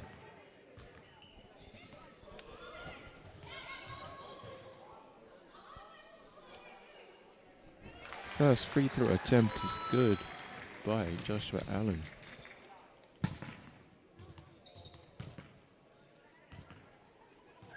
Second free throw attempt is also good by Joshua Allen.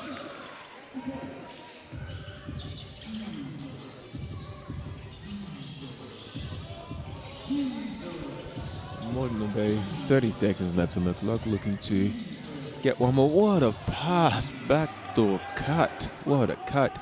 2 points good. That needs to be in his highlight reel as the score goes back up to 16.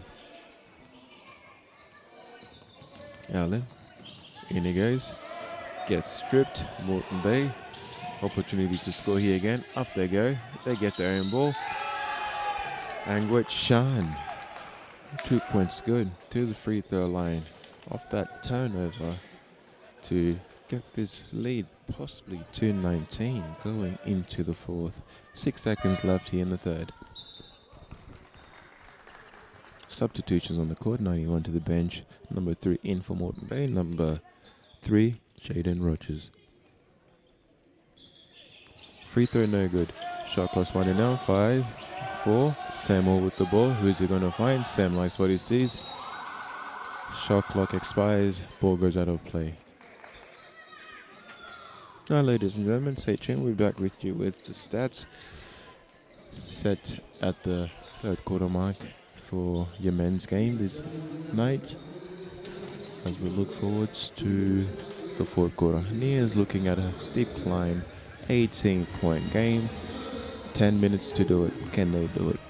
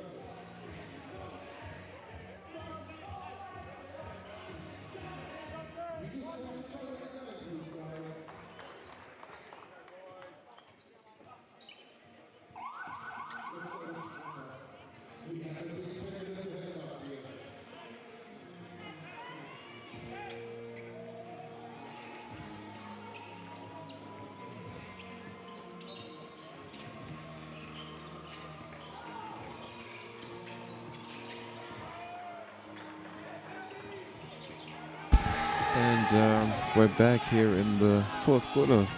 And starting off with another turnover by the Nears, unforced turnover as Moreton Bay get the steal and the 2, extending this lead to 22 points. Allen goes to work. Iwanovu inside, tough pass. Nice move there to pass the ball to Sam Wall, uploading forward. Sam unable to corral that rebound. Leading scorer for the Nears, Joshua Allen, shooting 46.2% from the field with 14 points, 67% from the free throw line, 54% from 2-point range, and unable to knock down a 3 yet. Nice rebound there by Ford. Nice behind the back. He's getting held. Finds the ball. Finds a way to make the pass to Allen. Back to Ford. Nice fake there. Ford goes inside. Tried to find Roach inside with the pass, but unable to do so. Into the game comes Pomfret. Paddy to the bench. Bailey to the bench. Second leading scorer for the Mountaineers with 7 points is Noah Silcock-Smith, shooting 3 from 8 from the field. Mountaineers shooting 4 from 25 from the 3-point line. Percentage getting up, is still sitting at 16%. 76.9% shooting performance from the free throw line for the Nears. Nice defense there by Pommy. Moreton Bay still found a way to score on that possession. Moreton Bay for the game shooting almost 47% from the 3-point, having a decent showing, 7 from 20 for 35%. From the free throw line, they are struggling, shooting just under 62%. Foul call here on your Mountaineers. To the line goes Moreton Bay number 2, Kian Milburn. Biggest lead for the game has extended for Moreton Bay, as their biggest lead has been 23. And scores currently being 48-72. This does make it their biggest lead at 24, with the chance to increase that to 26.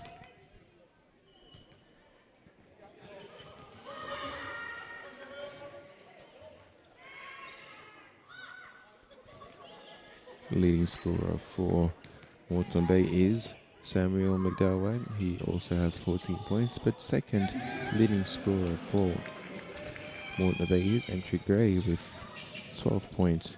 He's also has 6 rebounds to go along with it.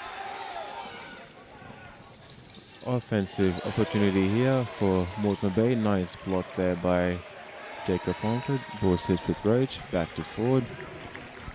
Crowd is getting behind the team. Another unforced turnover for the Mountaineers. Mountaineers so far with 2 turnovers here in the fourth. Brings their game total for turnovers to 14. With the lead, you would expect Moreton Bay to have fewer turnovers. However, they have also 9 turnovers. Samuel McDowell Wright with 5 turnovers of his own. For the Mountaineers, 5 turnovers is Noah Silcox.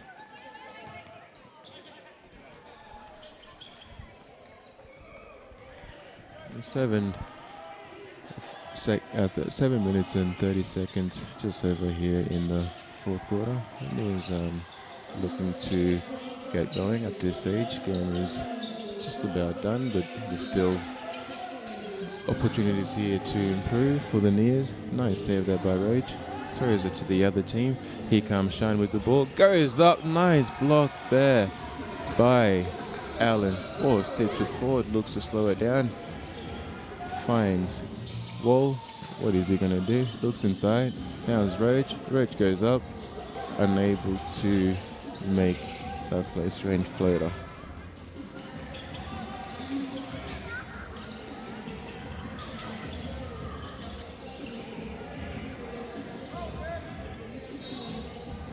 Foul called on Samuel. Substitution in the game for the Mountaineers.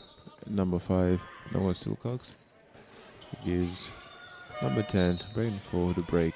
Number 2, Reed comes into the game for Joshua Allen.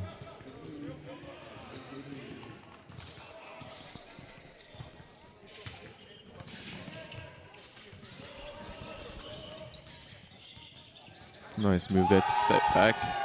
Better finish there for number 2, Killian Milburn, who knocks down the 3-pointer to extend this lead.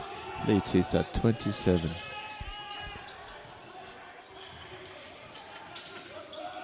Silcox.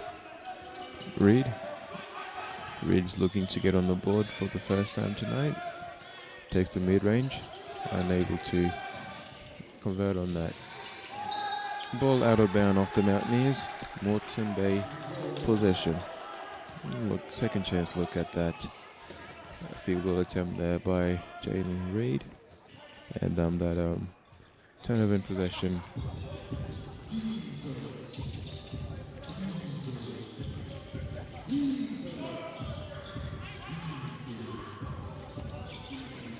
Nice crossover in there. In he goes. Unable to convert. Ball rebounded by Patrick Roach. Roach looking to bring the ball up. Found Silcox. Hand over to Jalen. Jalen goes inside. Finds the open shooter. Sam Wall. Sam Wall shoots it. Sam Wall knocks it down. 2 points good.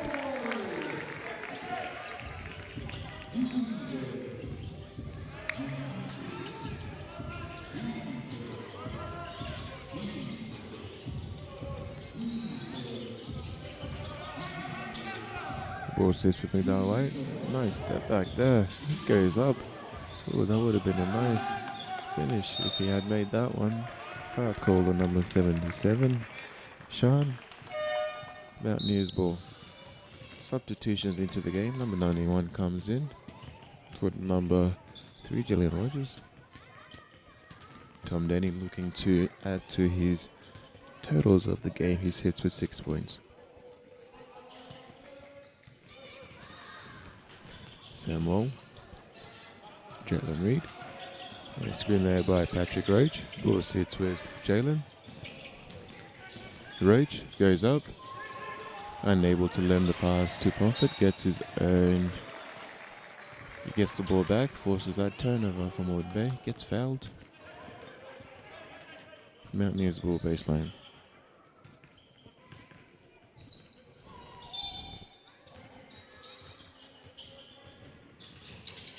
Turnover Mountaineers. Moreton Bay run out of bounds with the ball, but goes back to the Toowoomba Mountaineers. Reed, wide open 3. Reed takes it. Reed gets on the board with 3.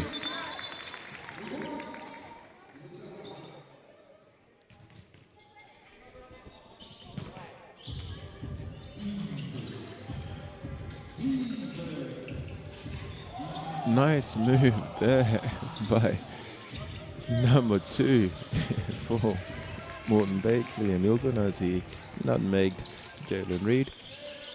Turnover force. No, even better move there by Jalen Reed as he crosses up. Moreton Bay player Noah Silcox unable to make that open shot. Timeout on the floor called by Moreton Bay. As the coach isn't happy with what he sees for the time being. 4 minutes 43 to go here in the third. 54-75 is the score. 2 team fouls apiece. Mountaineers looking at getting this game closer.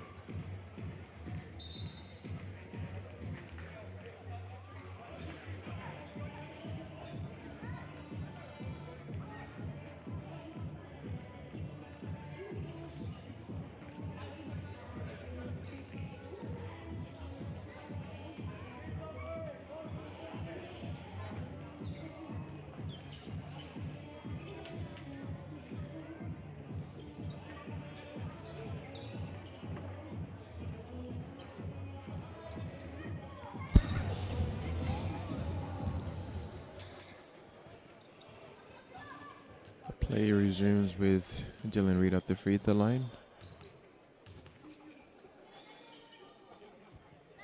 First free throw is good. Technical foul, presumably assumed on Moreton Bay. Toowoomba Mountaineers retain possession.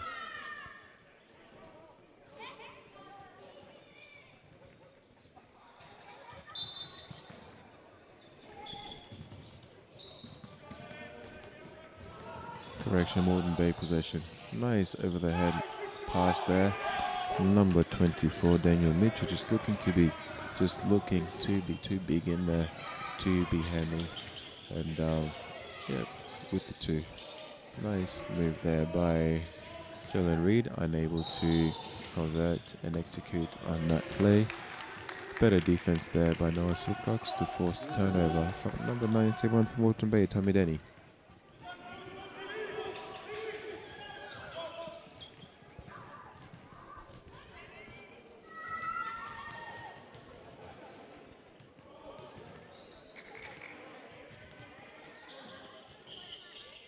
Silcox, ball to Roach. Reed. Screen set by Pomfret. Offensive foul called on Pomfret on that screen. Ball resumes with Moreton Bay.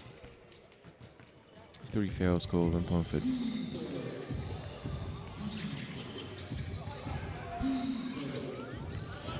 Down White, nice move inside, goes inside, all the way to the cup, unable to finish. Nice rebound there by Pomfret, ball sits with Wall, finds a corner shooter, nice move there by Silcox, goes up, finds Reed, wide open, hasn't even had time to check who was behind him, unable to finish on that, wide open is Silcox, takes the 3, knocks it down, Noah Silcox.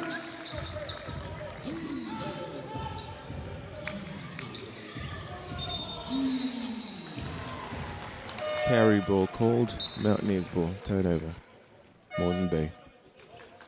Theo has checking into the game for number 21, Jacob Pomfret.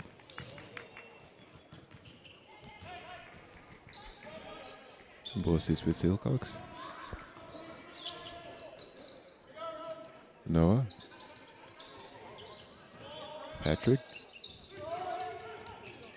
Turnover, Moreton Bay ball, nice. Defense had to try to potentially tie the ball. They're unable to force the turnover or the jump ball. Ball sits with Moreton Bay. Foul called on that intensive defensive possession there by the Neers.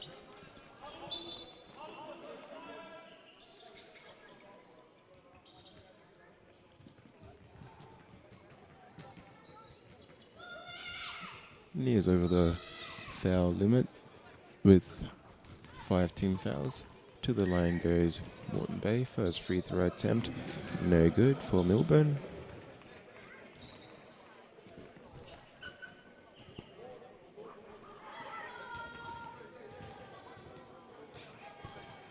Second free field goal attempt. A second free throw attempt, good for Milburn. Just over 3 minutes to go here in the third. 20-point lead for Moreton Bay. Noah forcing the issue, goes inside, all the way to the hoop, gets the roll for 2.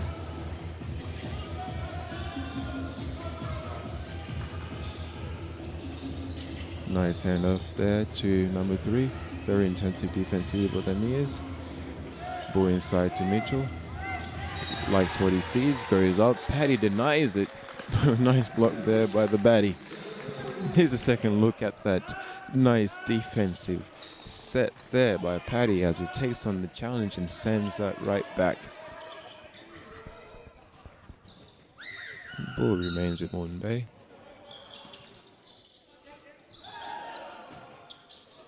Nice look inside. Nice fake there for the 2. No good. Rebounded by Theo Hess. Samuel looking to push pace. Is pushing. Finds Silcox. Open 3. He takes it. Knocks it down for 3. Cuts this lead down to 25. Cuts this lead down to 15. The Neers are looking at a miracle here. But miracles aren't impossible miracles happen, and this might just be the start of a miracle. There's Silcox, pulls up for 3. Is he going to knock it down? Unable to convert. Hustle led to the fast break opportunity for Moreton Bay. Ball sits with Silcox. Reed, what is he going to do? Almost turns it over, gets the ball back, kicks it to Silcox. Silcox likes what he sees, takes the 3, knocks it down. Is Silcox cuts his lead down to 64 with just under 2 minutes to go here in the 4th. Moreton Bay, number 3. Nice behind the back there. What is he going to do? Nice move inside. Nice defensive stance there by Silcox. Reed is the beneficiary of that. Knocks down a 3. Lead is down to 11. What are we seeing here? A minute 23 to go here in the 4th. Nears managed to cut that lead all the way down to 11 points. It might be just a bit too late, but we believe in miracles.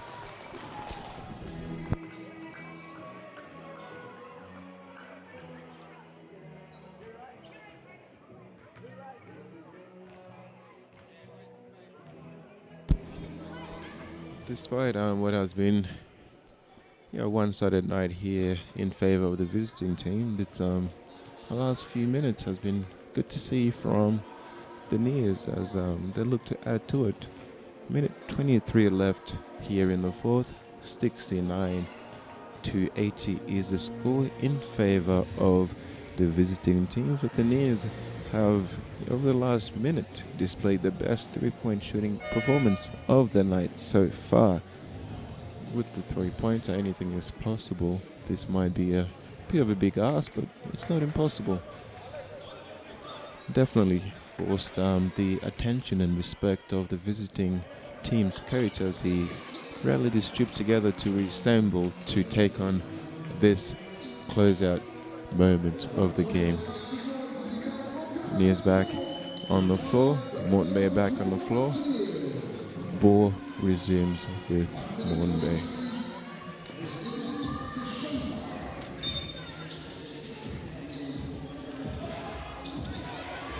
Almost a turnover there by Moreton Bay.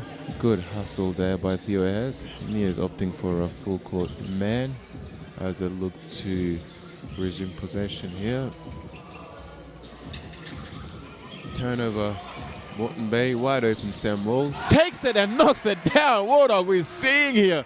8-point game. Just like that. Full court defensive pressure here. Moreton Bay looking to slow down the game. They draw the foul. Foul on Sam Wall. Sends Moreton Bay to the free throw line.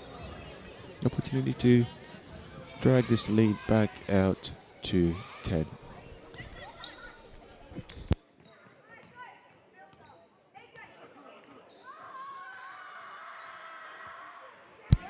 First free throw attempt, no good.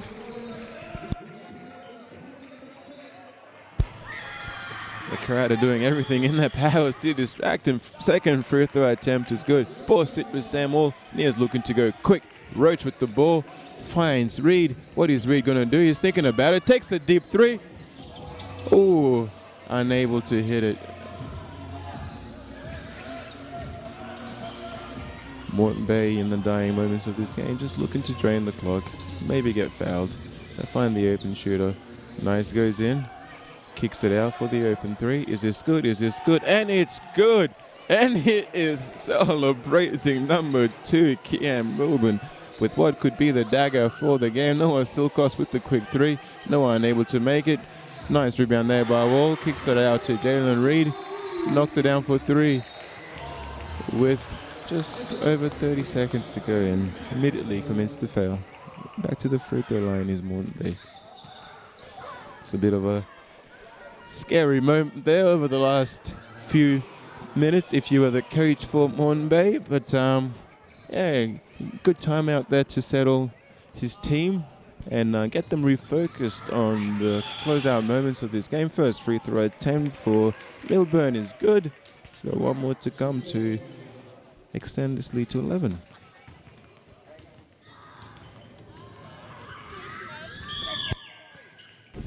second free throw is good. Timeout on the court, Mountaineers.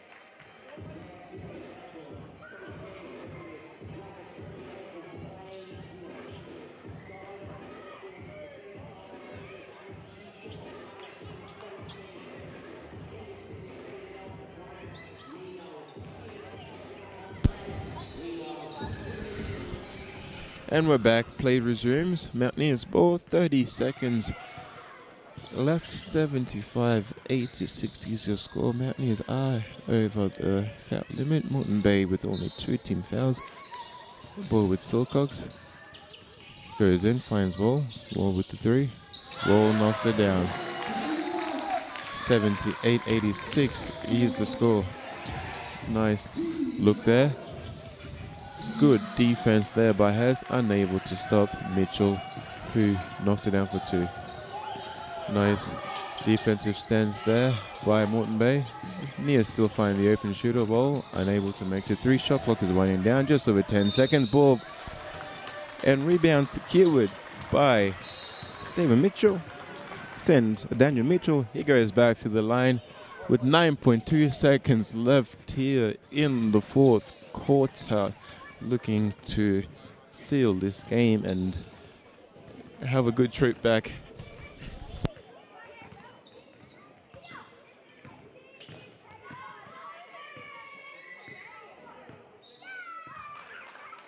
First free throw is good.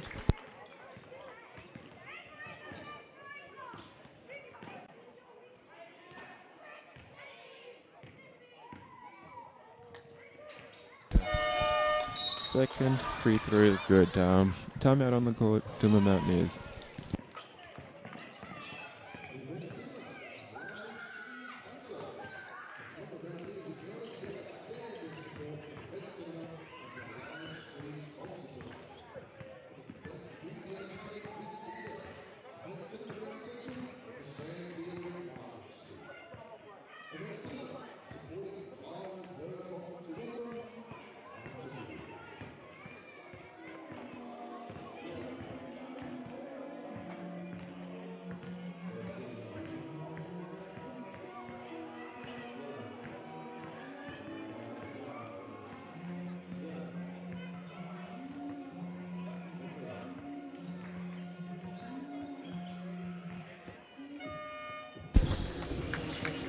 Dying moments of this game. Play resumes. 9.2 seconds left here. 78-90 is the score. Toowoomba Mountaineers looking to get off one more shot, maybe 2, to end this game. Dominant win here by Moreton Bay from the start to the end. Toowoomba Mountaineers never been in the lead for the entirety of this game, and Moreton Bay with the biggest lead of the game to be close to 25.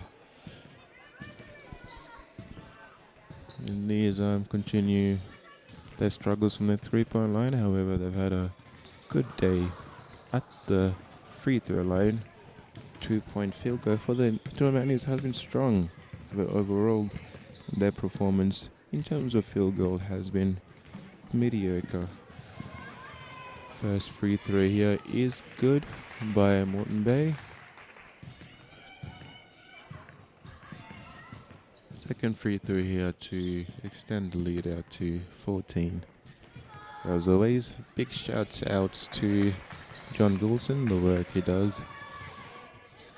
He does a lot, and we appreciate everything that he does. Difficult night here from the field from Jalen Reed, as he has struggled this game. However, yeah, if you know Reed, he's definitely going to look to rebounding next game. Stay tuned, ladies and gentlemen. I'll bring you the scores and live updates in terms of shooting performances at the end of the game in a couple of minutes.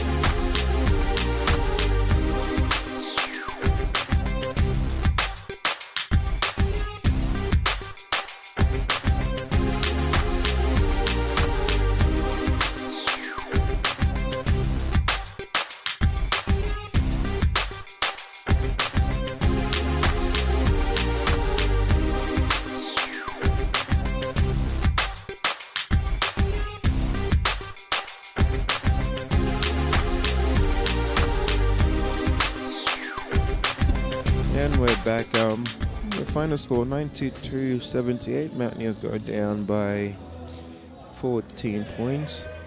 It struggled from the field in general for the Neers today, shooting 27 from 79, just over 34%.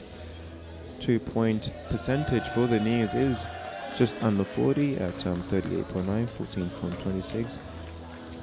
3-point percentage has increased over the game, a lot of it coming towards the end of the game there, so I wouldn't take it for face value. However, we did end up with 30.2% 3-point percentage. Free throw, we've been solid all night, finishing with 11 from 14, leading us to sit at 78%. 19 steals as a team, 19 turnovers as his team as well, so that cancels out. Blocks for the game for the team, and 38 rebounds altogether for the Neers. Comparatively, for the visiting team, Moreton Bay, they finished shooting 47.7% for the game. It's marginally much better than the Mountaineers field goal percentage. 2-pointer, they've shot 53.7% compared to our 38.9%. They have struggled from the free throw shooting, 63.6%. Moreton Bay also shot 37.5% from the 3-point line. Then rebounding numbers, they've out-rebounded the Mountaineers 54-38. They've one extra assist, however, significantly a lot more turnovers than the Neers, and also a lot more correction there. They have one less block than the Neers. So look, on paper, this game could be seen as not close, but in reality, if you were here watching or watching online, the Neers had their moments. They fought hard. They went down, but they never gave up. However, there is definitely an area of improvement for your local Neers. The biggest lead for Moreton Bay was 27. Biggest scoring run was 13. Neers' biggest scoring run was 9. Neers did not lead at all this game. Now, from the 52-second mark when Moreton Bay scored their first points, it's been all Moreton Bay leading for a total of 39 minutes and 8 seconds. Ladies and gentlemen, thank you for joining us for this presentation of the Toowoomba Mountaineers home game. I hope you enjoyed both presentations, both the women's and the men's. As we leave you now, we do want to shout out again our live stream sponsor of the game, Limit Farms Premium Australian Produce, and we want to thank you for your time, and we look forward to seeing you again at our next home game and live streams. Good night.